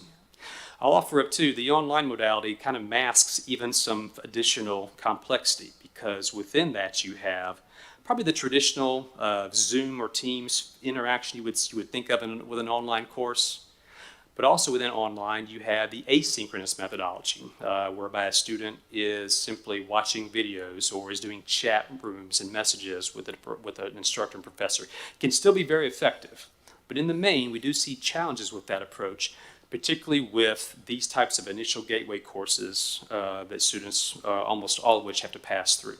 So we see big differences in those success rates across those 2 modalities. That dashboard allows you to go much further, looking at many more courses by college, by student demographic, by preparation status, and to see where those success rates may or may not differ by modality. Stepping back, continue to think about the open part of our mission, the open access mission. TBR serves a large proportion of low-income students. 2/3 of each incoming freshman class is Pell eligible, is low income. Those students have declined about 1/3 since pre-pandemic, much in line with the overall student population, and somewhat reflecting the fact that incomes have improved and thus moving people out of Pell eligibility. And you see a greater concentration within the community colleges of low-income students than you do at universities. Again, just for context and comparison's sake. Regent Gill referenced academic preparation earlier, and here's a deeper look at that. This is a familiar aspect of what we do, but of our incoming freshmen every year, over half, 54, require learning support, require, to use old parlance, remediation, require some support to be able to get through their college level courses. That is a large number, and it requires immense resources and dedication from colleges to address those deficiencies. To give you a sense of the overall just profile, that middle graph there gives you the ACT distribution of that freshman class. The red bars and the blue bars delineate where college preparation emerges, where you have scores on your ACT score, which will then move you directly into college courses without needing to take a support course. As you can just sort of visually see, that left-hand side, those red bars pop because there is a large number of students, a large proportion of our students who come to us with under preparation challenges. And it's not just they barely missed by a point or two. We have a huge swath of students in that 13 to 16 ACT range that require a lot of resources, both from the co-requisite learning support space to the advising space that Dr. Lemming works in, and among others. A lot of resources are required to help that student. Average ACT score of our freshmen below a 19. Again, for context, you see the LGI and the UT numbers. Going further on this, another interesting trend if you start to dig deeper. Again, COVID changed a lot about the profile of our students, and as the college going rate has changed across Tennessee, it's not been uniformly changing. Over the last 2 years in particular, the number of students we have in that 21 and below category is about stable. So that freshman part of the freshman class is stable. We've lost a lot more students in that 22 plus ACT range over the last 2 years for reasons not exactly clear yet. Again, that part of the population, that roughly in the blue area, has declined about 15%. The red area is stable. So our demographics are shifting. Our preparation levels are shifting to a lower prepared student, again, for reasons unclear. Are they going into the workforce? Are they going to universities? Are they going out of state? Data is available to test that beyond TBR's view, of course, but we are definitely seeing a shift in the population by preparation over the last couple of years in particular. So to weave together a few more threads on the open access part, this first pillar. One is sort of a preview of coming attractions too. You will recall in previous board meetings we've referenced the Tennessee Prison College Coalition work, whereby the General Assembly and Governor Lee have dedicated immense resources to putting higher education opportunities in every state correctional facility across Tennessee. That has resulted in many ways, Tennessee being a leader in this space in the U.S. Currently, nearly 600 students are enrolled in carceral settings in TBR colleges, some on the credit side, some on the non-credit side. And over the last few years, more than 600 students have gotten credentials in that space, and we continue to expand that every day through Dr. Reed and her team. Another thread to weave in here is one we talked about earlier and last year. Just one way to attack this is through strategic efforts TBR is making with the Tennessee Coaching Project, among others. And you heard earlier that strategic budget request, which helps address the access, the preparation, the success issues, a way to not just simply observe and nod at this data, but then do something about it. And that coaching project is a clear way that we hopefully are beginning to address that.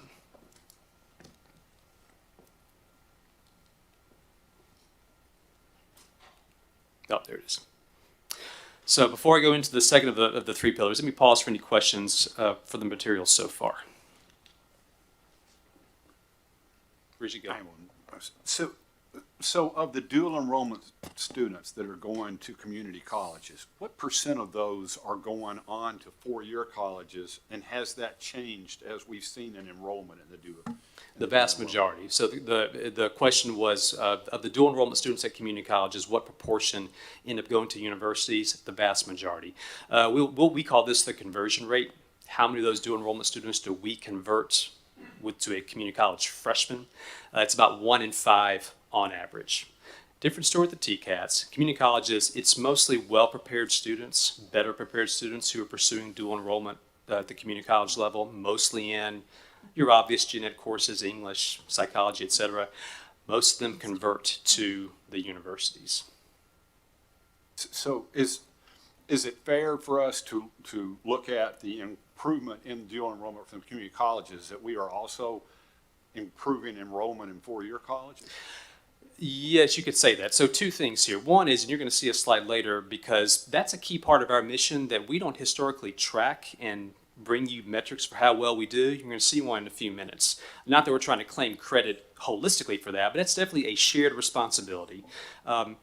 Secondly is that I think this is a key area TBR can focus on, because when a dual enrollment student is with us, we can do a lot more outreach, communicating about admissions and financial aid while they're with us as a dual enrollment student. We do some of that now. We can do more of that so that they are drawn to the opportunity, that they're informed about promise and other advantages of going to a community college. I think that's a key imperative for TBR moving forward, to hopefully improve that conversion rate in the future. So I have a question. Very good data. How long has this data, have we had access to this data? Was there some new software that we acquired in the last couple of years to start accumulating this data and making it available for everything you've seen so far? This is, I would call thus far fairly typical or standard we would see every year, bring to this board every September, available on our website.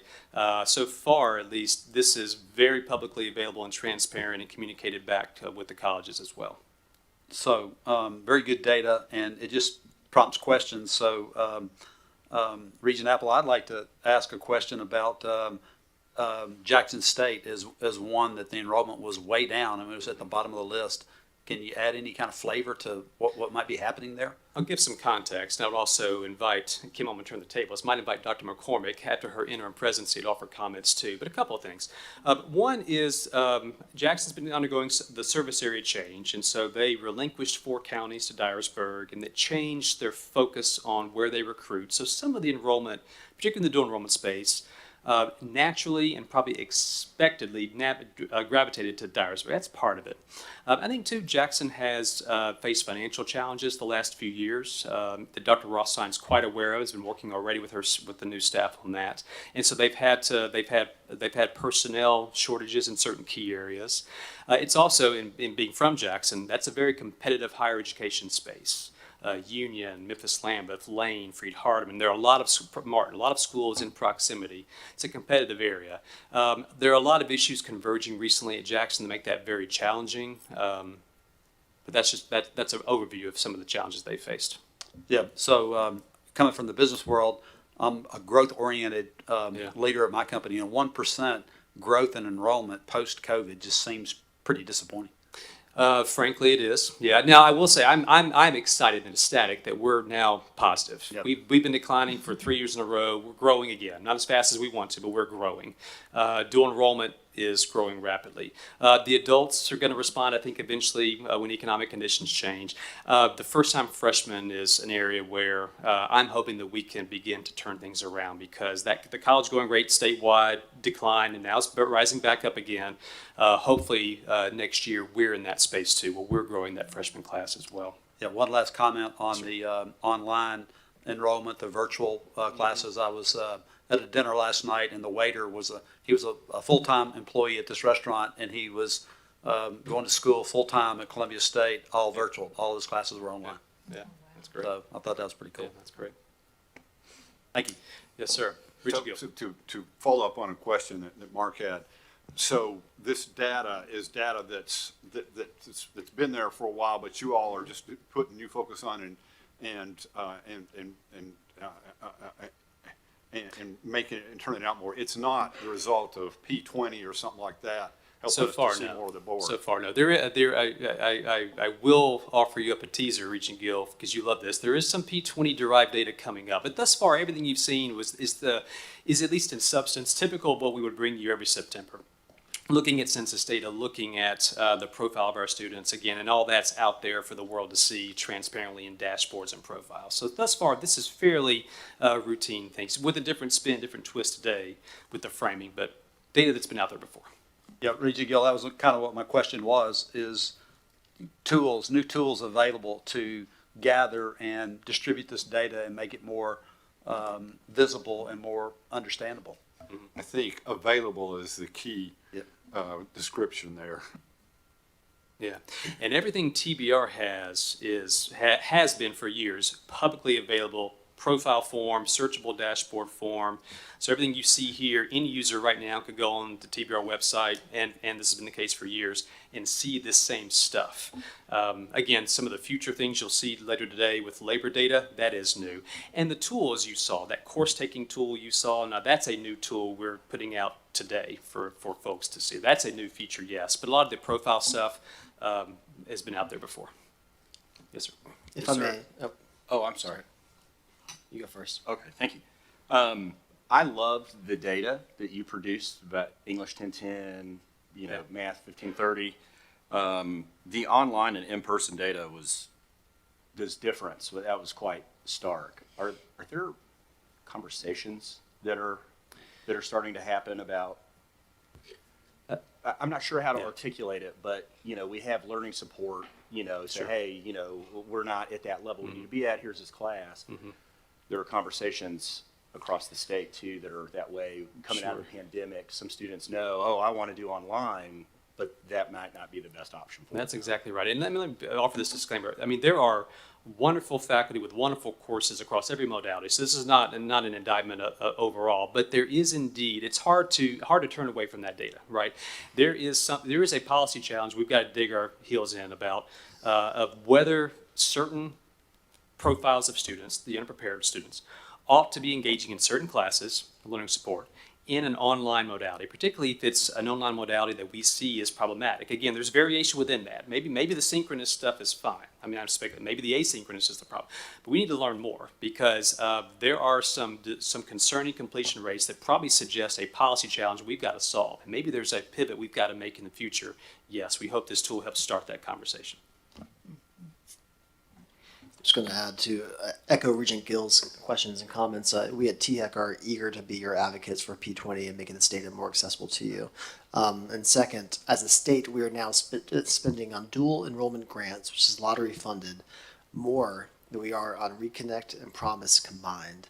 And so I am intent on having us focus more on the data behind it and to be partners with you to be able to see how can we help connect with the university data that we have to identify better success metrics there for you. So thank you for sharing this today. Great. We're a willing partner there. It'd be great. Moving on to the second pillar.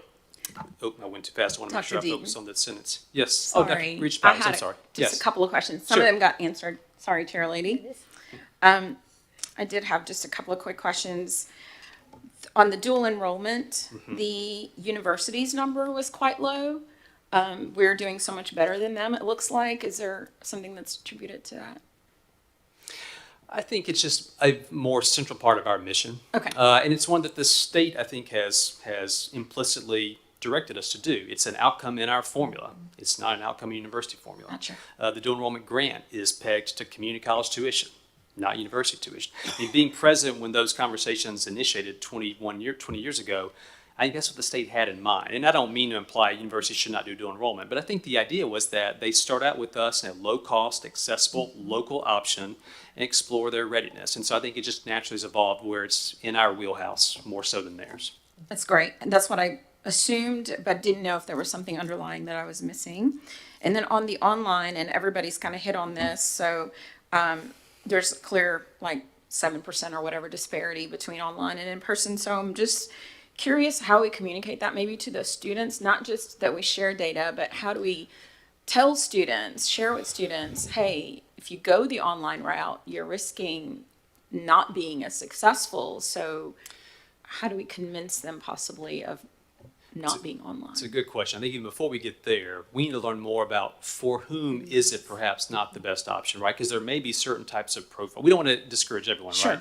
So it's based probably a little bit on the course or the programmatic, what's the modality of that particular course, the student profile, the student circumstances. And this is, I think, where advising becomes central because the advising professionals need to know some of this stuff, and they need to know the student's circumstances, which they can learn well in that encounter, and then make a circumstantial one-on-one decision about what might be best for that student. So it's a multi-layered approach, I think, to try to solve that issue. But something indeed is amiss when we see those kind of deltas in those those success rates. I think we have to be very cautious and strategic about how we approach how to solve that. Absolutely. I just think it's important that we get there, because even as we do committee chairs meetings and what have you for TBR, we've now understood that it's okay to do that online. But then when it comes to our board meetings, we know we need to be in person, and that is just important to make sure that we focus on that and get them back if it's appropriate. Did you say that as far as Pell Grant recipients go, the decline was due to them not being financially eligible? Well, you think about becoming Pell eligible as your incomes improve, Right. That would perhaps sometimes move you out of Pell Grant eligibility status.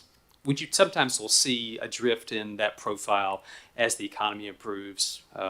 So sometimes you see a little bit of that number, a function of just general economic conditions improving. So, and maybe I'm being too granular here, but with that increase in possibly in salary levels and what have you, we've also got inflation, so you're also expending more. So are we accounting for that, or?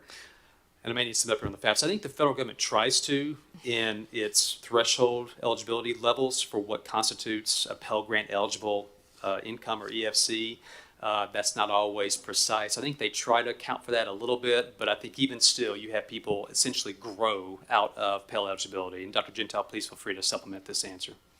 I don't put you on the spot, but that's kind of the phenomenon. Okay, I've got notes. I'm just trying to make sure I've covered what I was going to ask. On the academic unprepared, that's probably the most heartbreaking. Do we, and I think somebody alluded to this earlier, but might have missed the answer. Do we know if that's negatively affecting their success rate because they're coming in so far behind? Oh, definitely, yeah. And to say it in an overly simplified manner, and this is, I think, by far the most important profile or dynamic in a student's success. I mean, other things matter too, sure, income and life circumstances, but preparation really swamps those in many cases. And the less prepared you are, the greater the challenge is. If you were to simply just graph success rates and preparation, you're going to see a very close correlation there, that bivariate relationship. Again, more factors are important. But yeah, so as you see that profile either deteriorate or improve, it's going to impact individual students and the overall success rates of the college just based on their changing profile. Absolutely. Yeah, I'm sure it can be very textural, but I said it simply that way because it is directly proportional, it seems. So that is kind of a daunting.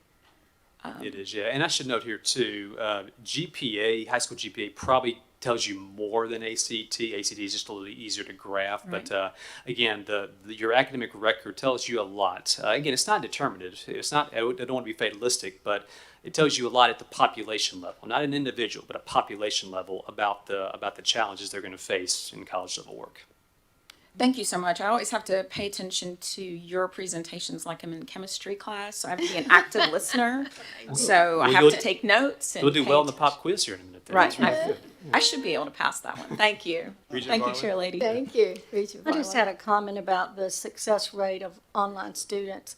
Have y'all ever considered learning style as a potential consideration for why certain people do well and some don't? I mean, I think 60 to 70% of the world is more of a learning style of learning through people and experience.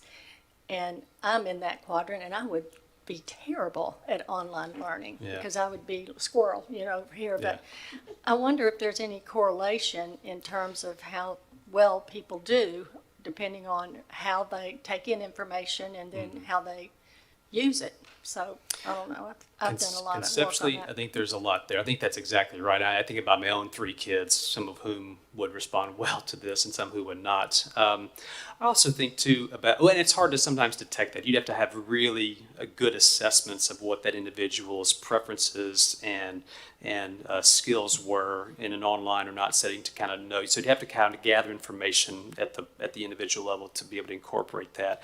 I'll also say that faculty play a key role here, and they have, COVID really upped our game across the faculty and staff at TBR, some of whom, and they told us this in surveys we showed this board 3 years ago, were not comfortable and not familiar with that space, but have since really learned how to engage and pedagogically approach an online course in ways that are much better than they were years ago. More people are used to that now. So faculty have really stepped up their game and are doing better. Still, though, we see probably student attributes are really driving some of this. And for some students, this is not going to be an appropriate modality. And just being able to find where that's the case and for what courses that's the case is the heart of the challenge. I have one other comment, Dr. Deaton. When we did the tour today of the library, I asked the young lady who was doing the tour a question about how many students they're seeing coming in person, obviously, to the library. And she said the number was about 2,000 per week, which shocked me because libraries really are underutilized in a lot of ways. And when I asked her why she thought it was, she said, you know, a lot of those students were started right after COVID. And so they're like seniors, let's say, or kind of graduating, and they're desperate for that kind of in-person and touch the paper kind of interaction. So the pendulum may be swinging a little the other way. And I think it's really important to watch that and make sure that we're not offering so much in the way of online that we're sort of not putting the pressure a little bit on the in-person. And I know I may be beating a dead horse there, but I just wanted to note that because there is that trend that others are seeing. Yeah. Thank you. I think they all like to come in the front door and then turn left to go into visual effects. That was fun. It was fun. Yeah. It was fun. And one Yes, sir. comment, Dr. Deaton, I also appreciate your presentations for their comprehensive nature. When looking at the success rate of online versus in-person, you know, there's a correlation that you've established, but that doesn't necessarily imply causation. If I'm an in-person student, that's indicative of a pretty high level of commitment that perhaps isn't present for some of the online students. And I'm assuming that you can't bounce back and forth between taking a class online or you're signing up at the beginning. That's true. beginning That's of the true. year. That's true. Yeah, that's astute. And let me note too that this tool allows you to filter or to isolate students that cross certain levels of academic preparation, certain demographics, male, female. So it allows you to sort of control for those things in a way. These results still hold, no matter how you slice it, you tend to see this delta, not necessarily that big always. So you're right, it could be a function of the profile of the student who's choosing to engage one or the other, but even as we begin to account for those factors, we still see that difference quite a bit, more so than we'd like, but that tool allows for that exploration. Yeah, but I'm not sure how you really measure commitment. Oh, that's true, that's hard, yeah, you're right. All right, getting to the second, and I'm scrolling as fast as I can. The mouse here is slow. Yeah, so the second pillar, completion. And part of this section is to help us better understand how we think about success beyond just graduation rates, which is the typical metric we see used as a proxy for campus performance. But let me start first with just overall degree production numbers. As you look across last academic year at the community colleges, 2022-2023, total credentials, certificates, and associates checked in at a little over 14,000 credentials. Down about 4% from last year. That was not unexpected given the COVID enrollment declines from several years earlier. And we're still above where we were, say, at the Tennessee Promise start of things. And so still a healthy number, but below where we were last year. If you look, though, at graduation rates, and let me stress again in a preview of the next slide here, this is measuring of first-time, full-time freshmen, what portion of them graduate from a TBR community college within 3 years. That number did rise. It's up to 27%, was 26% last year. Over the course of the last decade or so, that has gone up quite a bit. And let me point out, too, that we still have significant equity gaps. We saw a rise in the Black student graduation rate to 14%, the highest that we've ever seen in that aspect. But still, significant equity gaps that demand attention. Overall degree counts declining about 4%. You break down that graduation rate by college. You see the numbers here, and let me highlight two schools in particular. First, Southwest, which had a large increase in their graduation rate from 15 to 19%. Long way to go. Nothing to stop and celebrate with that we're finished, but making progress, moving in the right direction. And Dr. Hall and her team, the results they've seen the last few years, all that hard work is paying off. And Walter State, which increased from 32 to 36%, with now the highest 3-year graduation rate in TBR. However, though, graduation rates, as you've heard us say before, are an effective tool for that narrow population, but an ineffective tool for everything else. And there are several things it does not do. It doesn't measure those who have successfully transferred and are pursuing a bachelor's degree, say before they got their associates. It doesn't account for continued enrollment. Another way of saying this is, when people hear a 27% grad rate, we don't want them to hear that the other 73% were failures. That's not the case. So we have to have a more expansive view of success here, and this next tool is going to offer that. Also, we're talking about first-time, full-time freshmen, and that's a minority of our students. One of my favorite data points on this one is, if you think about everyone who walks across a TBR community college stage in a given year, so think about those 14,000 people. Fewer than half of those students were ever in a first-time freshman cohort that I can analyze. In other words, they transferred in from somewhere else, or they returned to college after a 3-year hiatus, or something happened, right? They were never even in a cohort to analyze. So again, grad rates tell an important story, but it's an incomplete story because it doesn't measure everybody. And then lastly, I know this is also a discussion TIAC is having about graduation rates over time. We, like this national standard, measure them in a 3-year period. But folks don't stop graduating after 3 years, and we track grad rates now out to whenever they stop growing. So we will track them longitudinally over time until we stop seeing students graduate. But the traditional grad rate stops at 3 years and assume nothing happens after that, which we know is just not simply the case. So the second tool introducing today, and you'll see the QR code in the top right, is a much more comprehensive student success tool that tries to address those deficiencies we just talked about and expand how we think about success beyond just the first-time, full-time freshman graduation rate, and instead look at the other parts of our mission.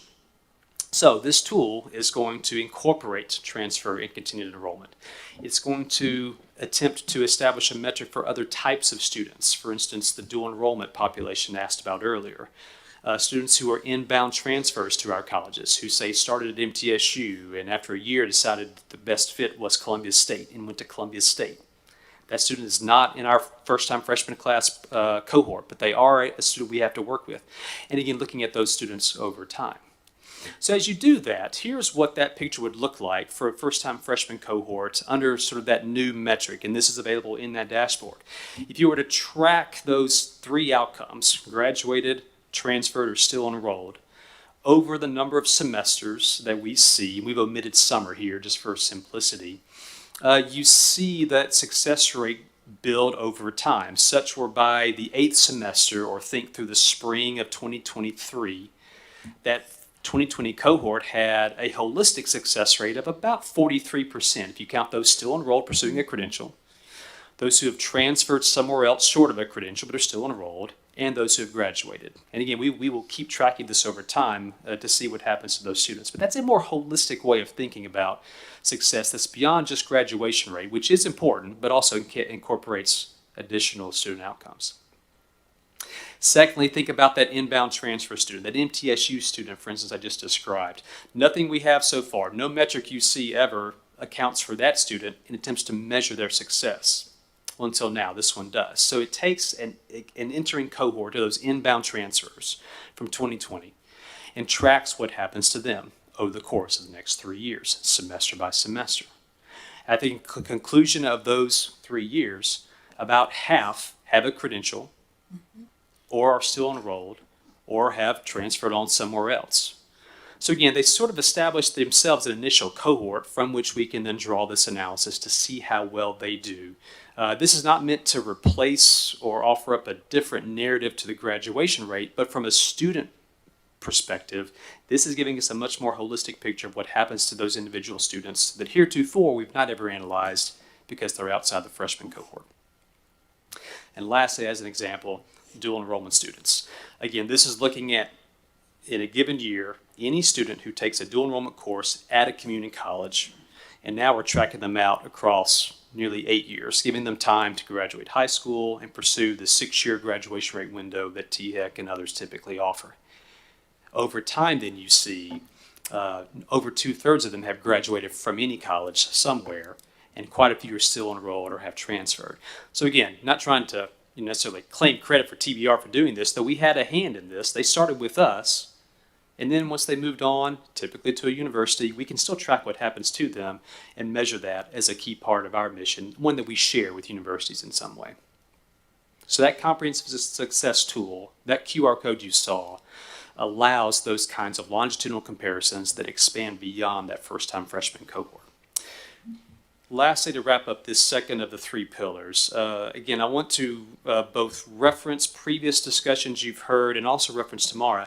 Within the space of high-impact practices, these are extracurricular features of a student's experience that really have a significant impact on their success. Think about service learning, undergraduate research, first-year experience, study abroad, advising, things that we do in and around the curriculum to help a student succeed in his or her course. You have heard from Dr. Lemming before about how those work. You're going to hear more tomorrow from her about some new information we have and some new resources we have to bring to bear to expand these, which help students graduate. And then finally, you heard a few hours ago, or a few moments ago, a way to attack this problem, it hopefully, is that student support network, a way to address the mental health challenges of students and other student needs that we have across the system that we think help address those completion rates, tied back to that budget request. Lastly, the third of the 3 pillars, the community and workforce development impact. The key word here is alignment. How do we better align what we're offering, what students are pursuing, and what the industry and economic and employers need? Well, first, let's think about the supply side of that function. If you were to look at the awards we produce, these cubes give you a breakdown of what those awards are. About half of all of the awards we make, about half of those 14,000, are transfer credentials, university parallel, to use our parlance, designed to go to a university. And the other half are in the Associate of Applied Science, certificates, etc. That's the distribution. Contrast that with the data on the right, which is about 1 in 5 students eventually transfer to a university. So there's a disconnect between what they're pursuing and what they eventually end up doing in the transfer space, to say nothing of the fact, until the next couple of slides, about how that connects to the labor market. But that's the supply side. On the demand side, and this is where we're going to introduce here in a moment the third tool, which is finally making systematic use of P20 labor data and wages. This shows you basically an update to a slide I showed you a couple years ago, but taking our students after 5 years and looking across their earnings over those 5-year time periods across different types of credentials, applied associates, TCAT credentials, the university parallel for transfer, and looking at the differences between them. As I think I joked last time, the labor market has an opinion about the degree type that students pursue and how much it will privilege that in the workforce. You see the differences in these wages by credential type over time. This is looking at wages in terms of real dollars, inflation-adjusted dollars from 2019, the last year for which we had access to it. That data is telling. And if you break it down beyond credential, going one step further, into the broad program family, same data, looking 5 years after a student has left a TBR college, what are his or her wages across major program families and compared to what a living wage is. So those in engineering, technology, IT, etc., manufacturing, healthy wages, less so in health and university parallel, but it gives you a sense of how the labor market views these outcomes. Let me also say there's nuance here too. The health category could look low, but that's going to combine a couple of very different credential types. It's going to include the CNA, the Certified Nursing Assistant, as well as the practical nurse, the nurse, and everywhere in between. So you're having 2 very different credential types, 2 different entry points into the labor market that are combined into one. So there's nuance here too. But the labor market has an opinion about these things, and it is definitely then showing us where students are going to find livable wages, in what fields, and where they're not. All of this is available in a new tool. You're going to see a little pre-recorded scroll through of some of its functionality, but that QR code takes you there, and it allows the user to examine these wage trends, not only by program, by credential type that you just saw, but also by student demographics, by race and gender, by preparation status, making use of that data in the first of its kind across the state, usable interactive interface for the public to explore. Finally, to connect some loose threads here too, you have heard previously from Dr. Sisk and Dr. Reed about the Center for Workforce Development. That was referenced in the last committee meeting too. That's a key TBR strategy for affecting that alignment challenge between workforce and education in ways that I think it's fair to say too are unique in the way the state approaches it, the system approaches it. So that's a key strategy to address this. As is what you heard about in detail in June, the reimagining community college experience. And this is the idea, recall, where we've got 4 colleges piloting the notion that let's center instead in that first semester a workforce-ready credential in lieu of, say, the general education courses that we can get to later down the road, but to center a workforce-ready certificate that hopefully aligns with local and regional economic needs.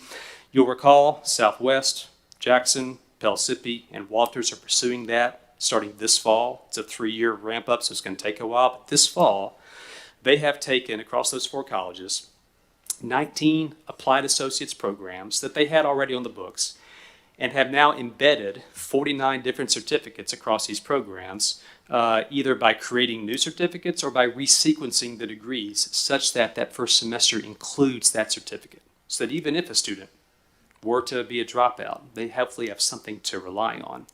To give you a visual of what that means, and thank you to Kara Deloach for building this, as you work sort of right to left, you see the college, the degree family, and the specific certificates that comprise that experience now for a student. So if you are a mechanical engineering technology student at Pellissippi, you'll have this fall the options of one of those 5 certificates that are front-loaded for you so that you are pursuing and hopefully achieving that credential first. So that again, even if life happens, if something happens and you're not in school after the first semester or 2, you hopefully have something to walk into the labor force with. And the same is true across the healthcare family as well. Again, this is the first fruits of that reimagining community college experience. So, Madam Chair, in summary, the last slide here, just summing up again across those 3 pillars, you see the summaries at the bottom of what we've seen so far. Enrollment is up, first time since the pandemic, driven largely by dual enrollment, softness still in adults and first-time freshmen.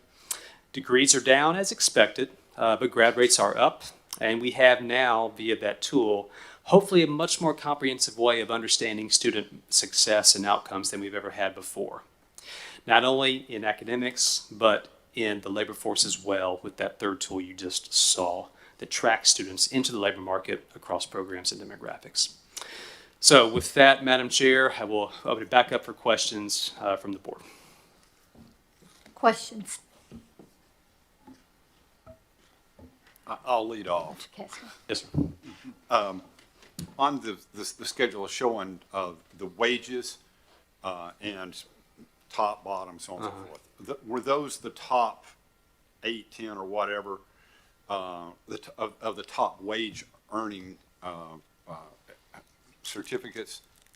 Or was that just pulled at random? So, for example, my question is you know, if you were in sociology, how does that compare with manufacturing?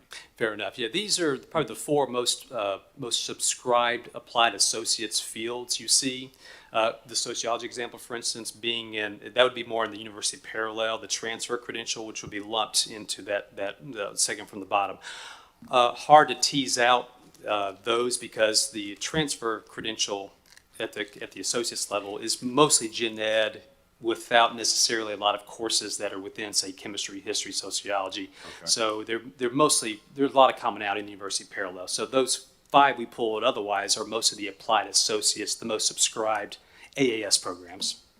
I really applaud this, instead of hitting them with all the gen ed, give them something that they can look at as tangible, or that can be involved in as tangible. And I took math in high school and college.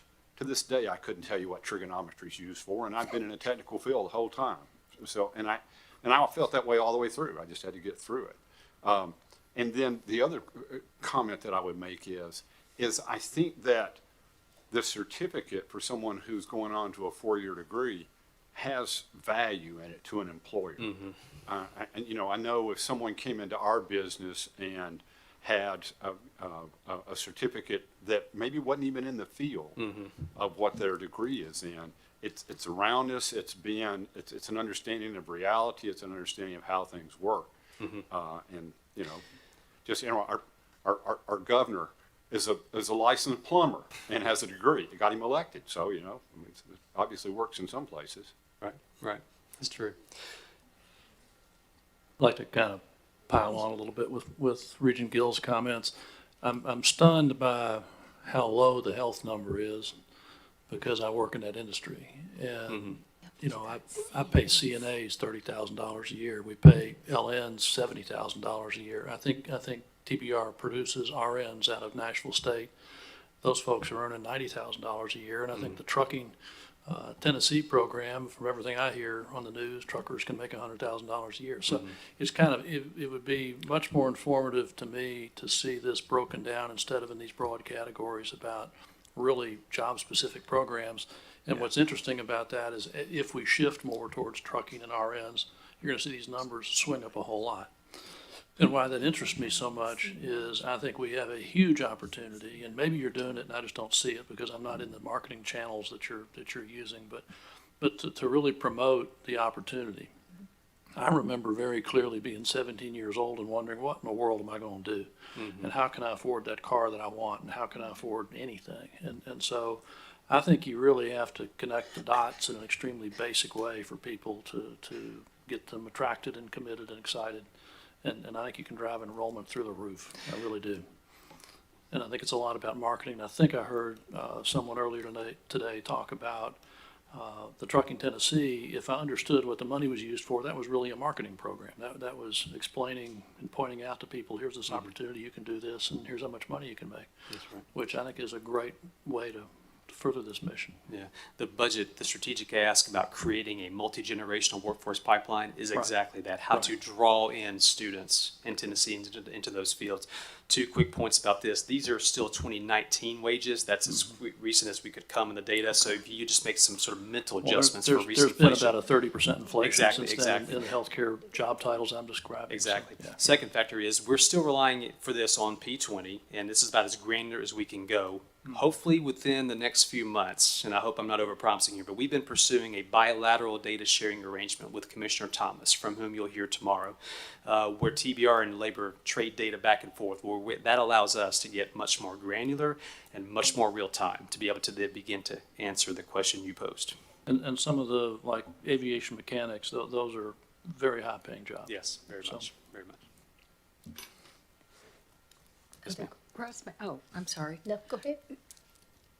I'd like to make one comment and appeal to Regent Gentile, and this is why your participation is so important. Having recently watched a few THEC meetings, and one of them I attended with Chancellor, who had the opportunity to update your commission on some of the things we're doing, I don't think there's any substitute for THEC to be hearing some of this same kind of information, particularly with regard to the community colleges. So there's a greater understanding of, as important as graduation rates are, we're not failing. We're doing lots of good things and lots of creative things. And all of these pilots and, take a while to produce, to put into our colleges, to see the results. I mean, you know this better than I do. This is where you've lived your life. But I think the more we can communicate, so there's a more global understanding of what this system is doing, the better off all of us are in this mission, or if we want to just simplify it to marketing, but everybody needs an understanding. And I think it was President Boyd, who mentioned that day, you know, having a greater opportunity to share information and to communicate so that your folks hear some, if not all, of what we hear. And they too build that greater understanding that there's a lot, we recognize we have a long way to go, but there's a lot of good happening in this system. So I applaud you being here and your participation, and keep it up and tell us what we can be doing better to further understanding. Well, I appreciate that. Thank you, Chair Lady. And that, to add to that, I hope it's not lost on this group right here how groundbreaking this presentation is and the data and what they're doing right now at the staff level. There's no other entity right now in the state that's doing what you guys are doing as far as looking under the hood here with these rates. So credit to you, Dr. Deaton, and to your staff and team as well. There's a lot to unpack about student success and how we measure it. When we talk about graduation rates at the TEC level, you know, I'm personally thinking about it from that person who starts off intending to graduate on time. How can we as a state and institutions work together to help this? But it's also incumbent on us to better understand those students who are not first-time, full-time freshmen. And so I look forward to working with TBR, Dr. Deaton, and your team to better unpack those numbers that you presented today, how you're defining those cohorts, and how can we at the TEC level better be looking at it in that manner. So thank you very much for today. Go ahead. I was just going to say thank you. And you guys speak the same language. It's way above my head, so I'll leave it in your capable hands from here. We're nerds together. So, Okay, good. We need you. Exactly. And Mark? I would also point out when you're talking about the definition of success that is changing, and I think continues to change. Part of that's driven by the labor demands, and that is people don't care as much if you've got a certificate as if you can do the job and you've got the training to do the job. I mean, go talk to Microsoft. I have a son who works for Microsoft. His experience going there was he did 10 combat missions in Afghanistan, and they called him and said, "Hey, we want you." He didn't have any background in it, and we see that in lots of places. And if someone comes out of TBR and goes and gets a $100,000 a year job, I don't care if they went here 6 months, 8 months, or 10 years. Yeah. That's success, right. And more so than some of the people that we see coming out that have 4-year certificates. Mm-hmm. I would agree with that. Two quick comments. One is that hopefully that a deeper relationship with the labor data will allow us to offer up some perspective about those success stories that you mentioned. Secondly, from a credential standpoint, this has befuddled us for years, us, TEC and TBR, the industry recognized credential aspect of what we do, which is right now beyond the gaze of our data, but is a crucial missing piece. We have a blind spot there that we're trying to work through, but that would begin to capture that aspect of the success. Other questions? Chancellor? I'm just going to lean in a little bit on this and to reiterate the really important part in the conversation that we've had so often at TBR is the least of hours is the first-time, full-time freshman. And that's the rate that you hear the entire state say, oh, look at their graduation rate. So that's why we take great pride in trying to show everyone the real picture, the clear picture of who we have coming, who we're educating, and the success rates they're having. And then just one other quick point to the healthcare industry. We're involved right now with the Governor's Rural Task Force for Healthcare, and if that comes to fruition with the ask that has gone forward, there's a great deal of dollar there for marketing for those jobs in healthcare, because we've recognized across the state, like trucking, we're at a dire need for healthcare professionals. So that is our next big push, is to go into the healthcare market. That's a good push, because I saw an article in the Wall Street Journal a few weeks ago, and it was talking about how the labor market has recovered, and it was going down industry by industry by industry. The two that had not recovered were healthcare and animal care, and they were still as bad as they were at the nadir, the low point of post-pandemic. And we're still there. It's a nightmare finding qualified healthcare folks. So, great opportunity. In the state of Tennessee, Dennis. Any others? before you go, I know this is informational, but I think it's, we've got to say kudos to you and your team, because a few years ago, we wouldn't have been sitting here talking with Department of Labor. Okay, these are relationships that's been built over the last few years, that we even have the dots so we can connect. Because prior to this, we didn't even have the dots. So I think we have come so far in this, and you and your team, by taking it. The second point I want to make is, we used to hear data, but I really like data when you tell us a narrative. But the next thing is the accountability. This board and your staff, the presidents, the entire system has taken on to say, yes, this is our data, but we're studying it, we're drilling in it, we're going to do an action item in it. It's one thing to look at that, it's a totally different one to intervene and action the item. And then we come back and reassess it, because many things that Russ told us today is something that's been going on. Now we've learned this, now we'll do this intervention, then we'll study it again. This kind of reevaluating and constantly looking at what we're doing, that really demonstrates how much students and their success matters to this group, to your staff, to the presidents here. And so I say kudos. This is a lot of information and hours of work to get here for this presentation, but thank you. Thank you for saying that. The team deserves all the credit. I mean, TBR is uniquely positioned to marry research capacity and insights with the ability to do something about it, innovation and taking action. We have the unique ability to achieve that nexus, and hopefully we are on our way. And thank you for putting that team together. Thank you, Russ. We'll move on now to our consent agenda. You were briefed on these policies at the August 29th committee chairs meeting. The first one is the proposed revision to TBR policy 2010100, approval of academic programs, units, and modifications. Proposed revisions to TBR policy 2010005, early post-secondary opportunities, and the proposed revisions to TBR policy 2030002, learning support. Dr. Reed or Dr. Dent or Dr. Moreland, is there anything you want to add to these? No, ma'am, that's sufficient. Thank you. Any questions on those? You talked about them in committee chair. Hearing none, I'll call for a motion. So moved, this Danny. Thank you. Second? I'll second. Thank you.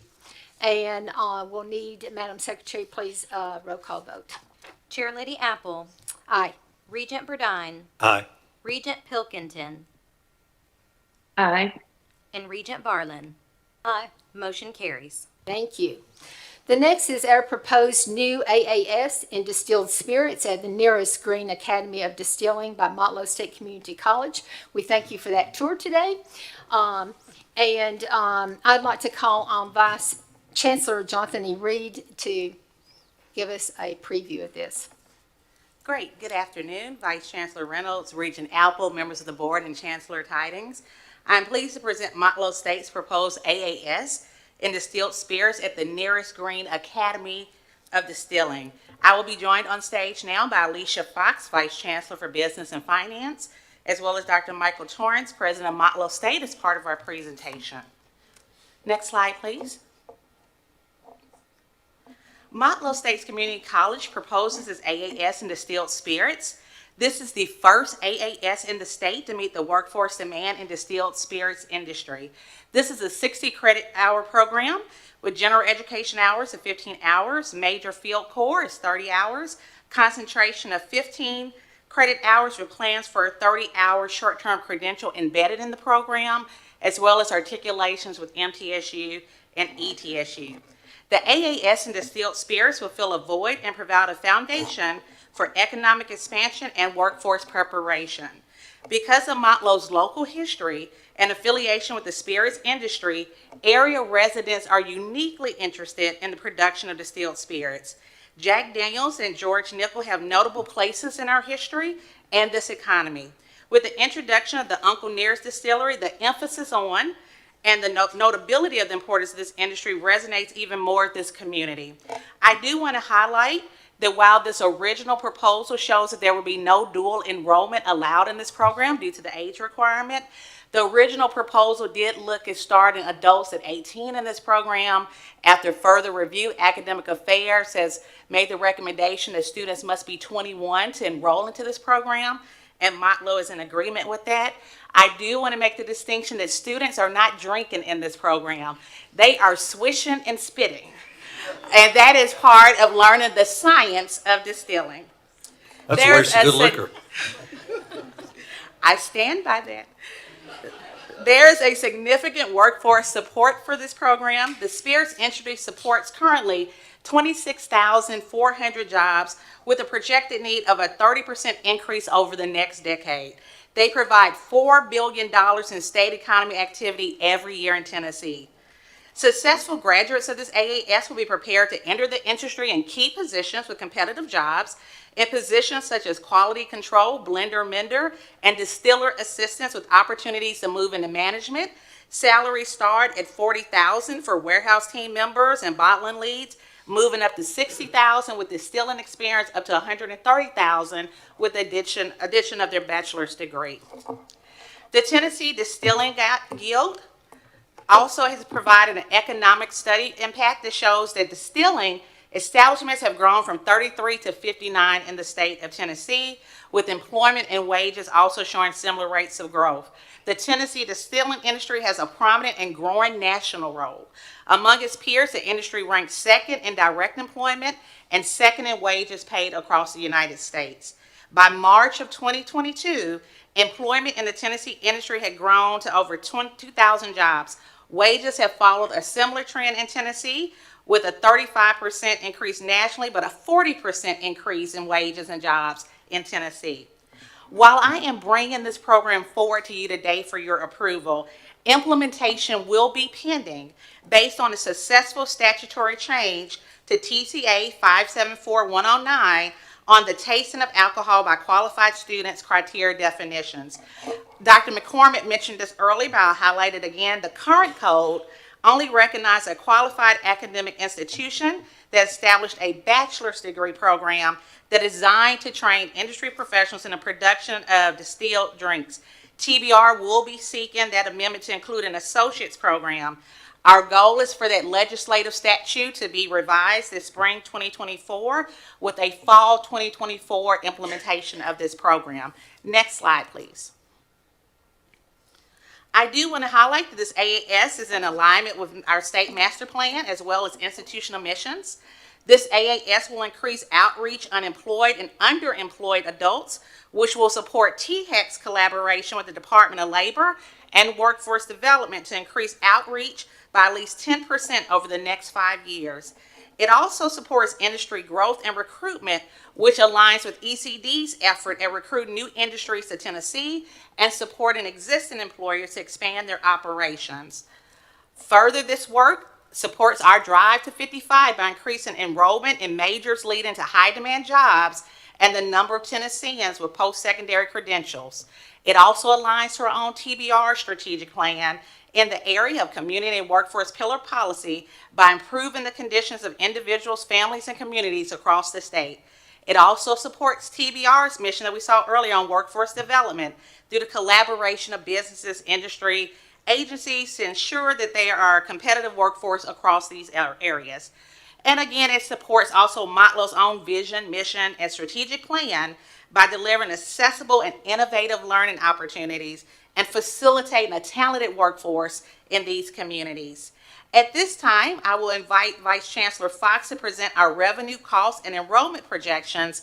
Following Dr. Fox, we will hear from Dr. Torrance for closing remarks. At that time, we will take questions, and all three of us will be available to address those. Dr. Fox? Thank you, Dr. Reed. I'm happy to provide an overview of the enrollment, revenue, and expense projections for this program. The AAS and distilled spirits will be partially funded by a partnership with Nearest Green Distillery and Jack Daniel's Distillery. They are contributing $5 million for startup and maintenance costs, including facilities build-out, first-year faculty director costs, physical facilities including the grounds and space for the distilling labs and classrooms, as well as equipment and maintenance. Related to the program cost, you can see the first 3-year revenue and expense projections on this slide. The non-recurring or one-time costs include mostly classroom and distilling equipment, as well as minimal consulting costs. Revenue to support these expenditures has been committed to be provided by Nearest Green Inc. and Jack Daniel's Distillery. Under recurring costs, you will see the salary and benefits expense for instructors, as well as annual consumable supplies budget to operate the program.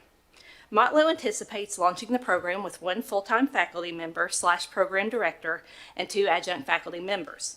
They anticipate with growth in the program by year 5 that they will have 2 full-time faculty members and 6 adjunct faculty. The included enrollment and graduate projections are based on enrollment in similar programs nationwide, including AB Tech's AAS and Distilled Spirits, Auburn University's BS in Brewing Science and Operations, MTSU's BS in Fermentation Science, and ETSU's new program minor and certificate in Brewing and Distillation Science, which was started in 2022. The average first-year enrollment at all the aforementioned institutions is 21. The second-year enrollment average is 22, and the third-year enrollment average is 31. The average 4-year graduation rate is 7. The projections included here are based on this data and the established class cohort capacity of the program, which is at 15 full-time students. At this time, well, we're going to take questions at the end, so I'll pause and not ask for questions now. I'll turn it over to Dr. Torrance. I appreciated the comment about sip and spit, and sip and swirl, Regent Burdine. They will not be drinking.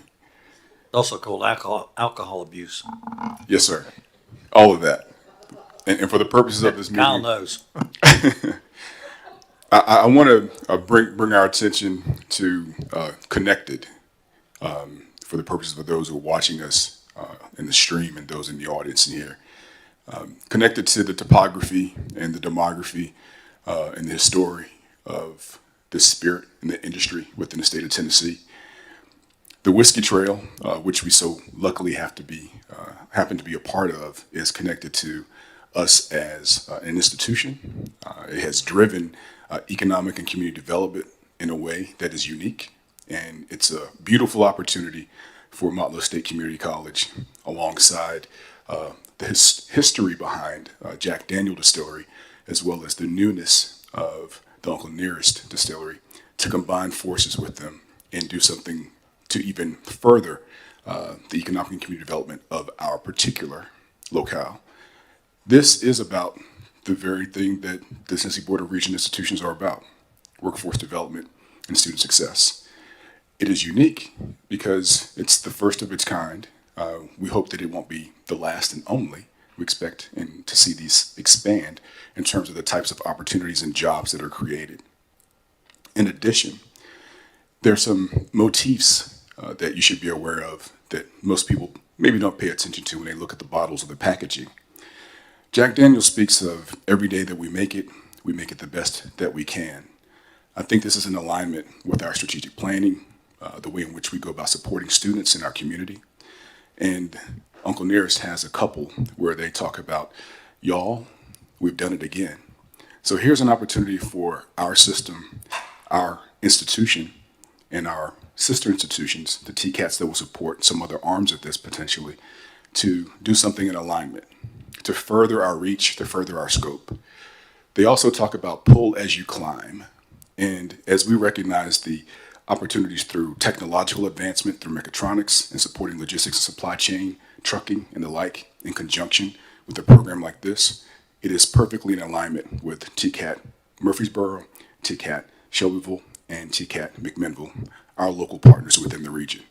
So hats off to all of those partners for the future endeavors that are potentially in order. And we're happy about the opportunity to create the science behind developing a program that connects with what's natural. We've dreamt about this. We've brought it to fruition with the help of so many people. And so thanks in advance for that. And we look forward to seeing how this moves forward. We're happy to take any questions with Drs. Reed and Fox at this time. Any questions? statement more than a question. I appreciate the efforts to get this program going. TVR is part of what I feel TVR should be focused on is not only alignment, as Dr. Torrance mentioned, but local alignment. Are you creating programs for jobs in your local economy? I think that is something that we have to focus on because what works in Jackson, Tennessee doesn't always work in Bedford County. This program is going to fulfill a need in Bedford County and in Moore County in a way that few other programs can, will, or have. So I appreciate the efforts that you have gone to make this come to fruition. Thank you. Very well said, Shane. Thank you. Okay. If there are no other questions about swishing and spitting, then we are concluding this presentation, Richard Apple. Thank you. I knew Tonight that on was the going heel, to come maybe. eventually. To seal Not for this. me. Ask for. Okay, you've heard the presentation, and so I'll ask for a motion. I'll move for approval. Second, thank you. Any discussion?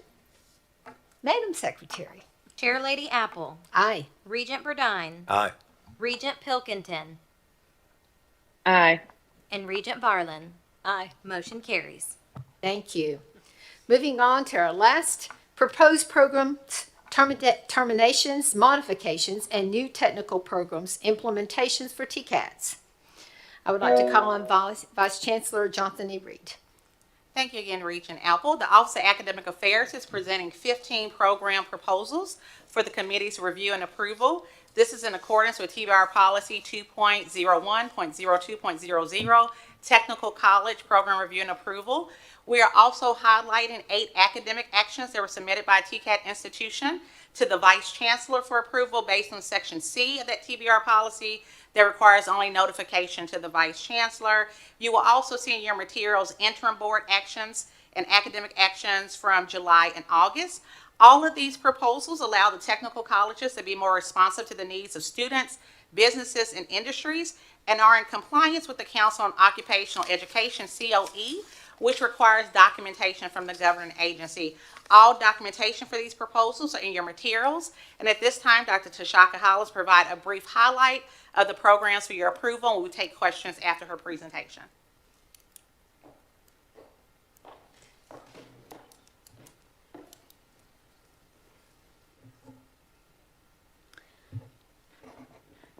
Good afternoon, Chair Lady Apple, Madam Vice Chair Reynolds, members of the board, and Chancellor Tidings. The board's support of academic programs and expansions promote open access, completion, and community and workforce development themes of the TBR strategic plan, which you just heard Dr. Deaton go into great detail about around data and student success. This work also aligns to the Drive to 55 goals and assists us in fulfilling our mission of student success and workforce development. The Office of Academic Affairs is pleased to support TCAT's efforts to deliver quality instruction to Tennesseans seeking career entry and/or career advancement in some of the state's most in-demand and high-wage occupations. The 15 new program proposals and program expansions and 8 program modifications that are before you today will boost TCAT enrollment by approximately 300 new students in the pipeline to student success and workforce development. The proposed actions also demonstrate the TCAT's dedication to enhancing institutional capacity and aligning academic programs to labor market trends. Of those 15 program proposals, see if I get this going in the right direction. You've got 7 programs that are being replicated in advanced manufacturing, automotive, electrification, agriculture, healthcare, and nursing occupations. These will all increase student access to, again, those in-demand, high-demand wages and careers. TCAT's Jackson and Morristown assessed workforce demands across their service areas and made decisions to relocate their programs to expand access to the community, local employers, and secondary partners. TCATS Livingston, McMinnville, and Northwest are increasing access and again, advanced manufacturing, automotive electrification, and personal care industries to reduce barriers to program enrollment and completion. TCATS Livingston, McMinnville, and Northwest are responding to their local workforce demands and student interests and are proposing to implement programs in the automotive repair and personal care industries. In summary, the Office of Academic Affairs has received and approved 8 program modifications. Those were approved by our Vice Chancellor of Academic Affairs. And as you can see, the TCATs have aligned academic programs to the needs of the workforce. And the Office of Academic Affairs respectfully requests the board's approval for these academic actions. Thank I'm you. available to answer any questions. You're welcome. Questions? Hearing none, do I have a motion for approval? Second? Thank you. Madam Secretary? Chair Lady Apple. Aye. Regent Burdine. Aye. Regent Pilkington. Aye. And Regent Barlin. Aye. Motion carries. Dr. Reed, thank you for your continuing bringing up our strategic plan, because it really is a living document, and by you guys always connecting the dots back to that, it can help us see how we are moving and how we're progressing by doing that. Thank you. Thank you, Regent Apple. Is there any further business to come before this committee? Hearing none, the Committee on Academic Policies and Programs and Student Life for the Tennessee Board of Regents stands adjourned. Thank you very much. Great discussion, everybody. Thank you. Regent Powers, you ready to close us out on our committee meetings this afternoon? Indeed. Thank you. Thank you, Madam Vice Chair, for saving the best for last strategically. I'm calling the Committee on Personnel and Compensation of the Tennessee Board of Regents to order. Madam Secretary, please call the roll. Regent Burdine. Here. Regent Hooper. Here. Chair Lady Powers. Here. Regent Barlin. Here. And Regent White has had to log off for the afternoon. Chair Lady Powers, you have a quorum. Thank you, ma'am.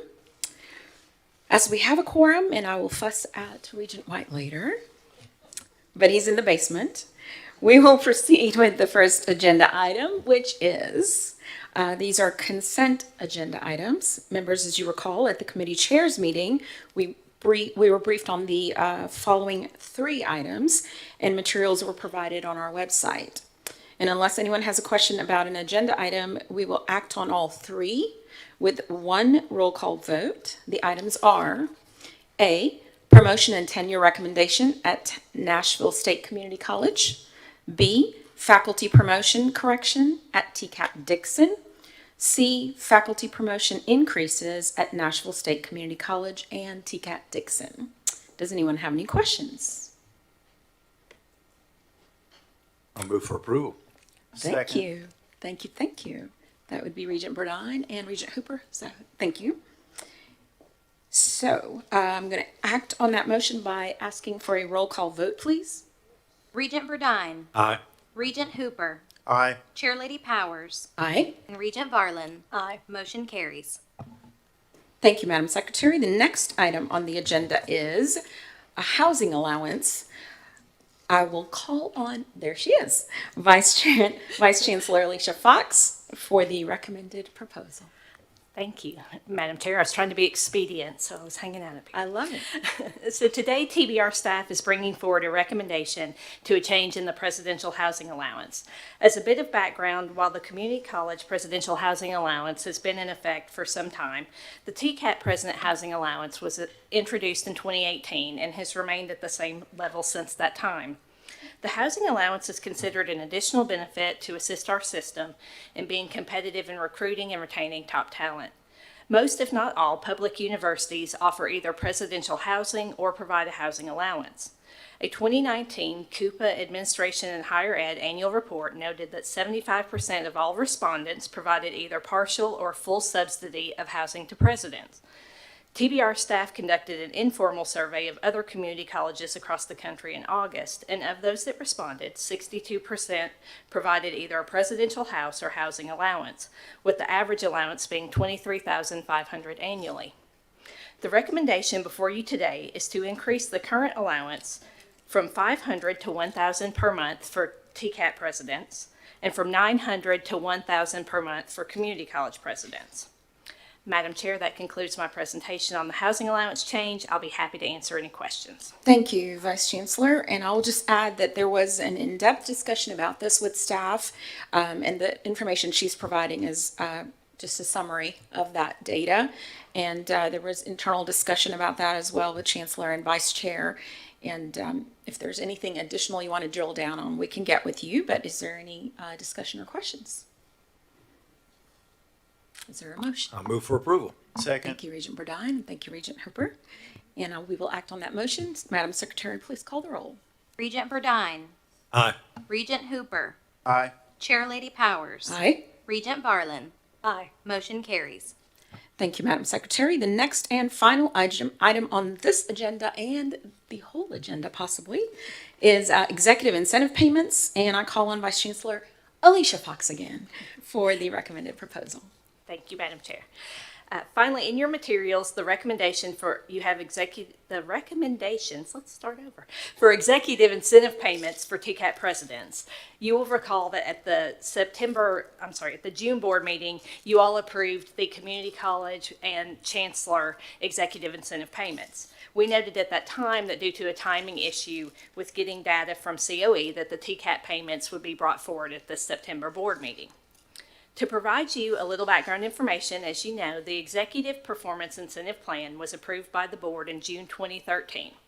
The plan provides an opportunity for leaders to earn up to 10% of their market salary for their respective position on an annual basis, based on institutional and personal performance. The incentive does not add to the base salary for the position and is recalculated each year. Participants in the plan only include the presidents of the colleges and the chancellor. The incentive amount is equal to 10% of the market average salary for comparable positions and is divided into two components: the metric-based allowance, which is equal to 85% of the total incentive amount, and a discretionary allowance equal to 15% of the total incentive amount. The metric-based component is tied to 5 specific metrics for TCATs and is used to award the 85% of the 10% total. The discretionary allowance is based on performance outside of those within the metrics-based allowance and is used to award the remaining 15% of the 10% total.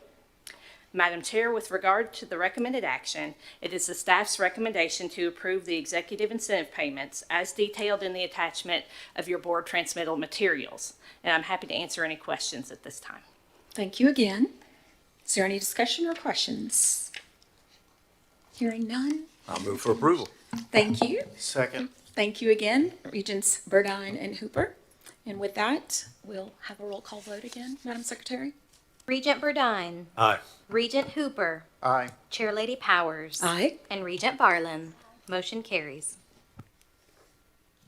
Is there any further business to come before the committee? Hearing none. Although your mic is on, Regent Hooper, you don't have anything, do you? Okay.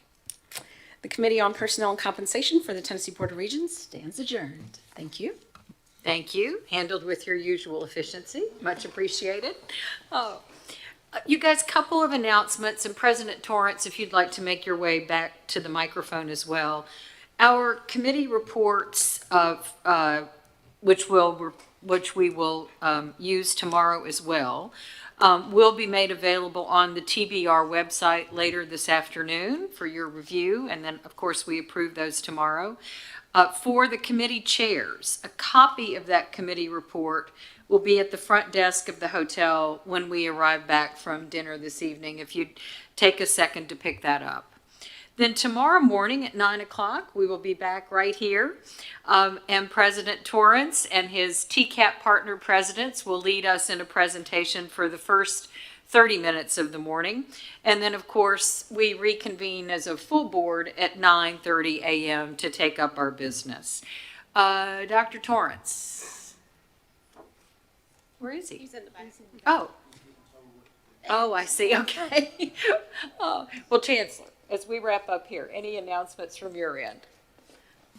No, again, just to thank each of you for all the great work that you did today. Congratulations to Motlow on the Distilled Spirits program. As you heard quite a bit during that presentation, there was a lot of work that went into that and a great partnership with the companies here in this part of the state. So thank you so much for all of your work on that. Ma'am, thank you. Thank the members of the Board of Regents. And I'd like to thank not just our partners, but our community.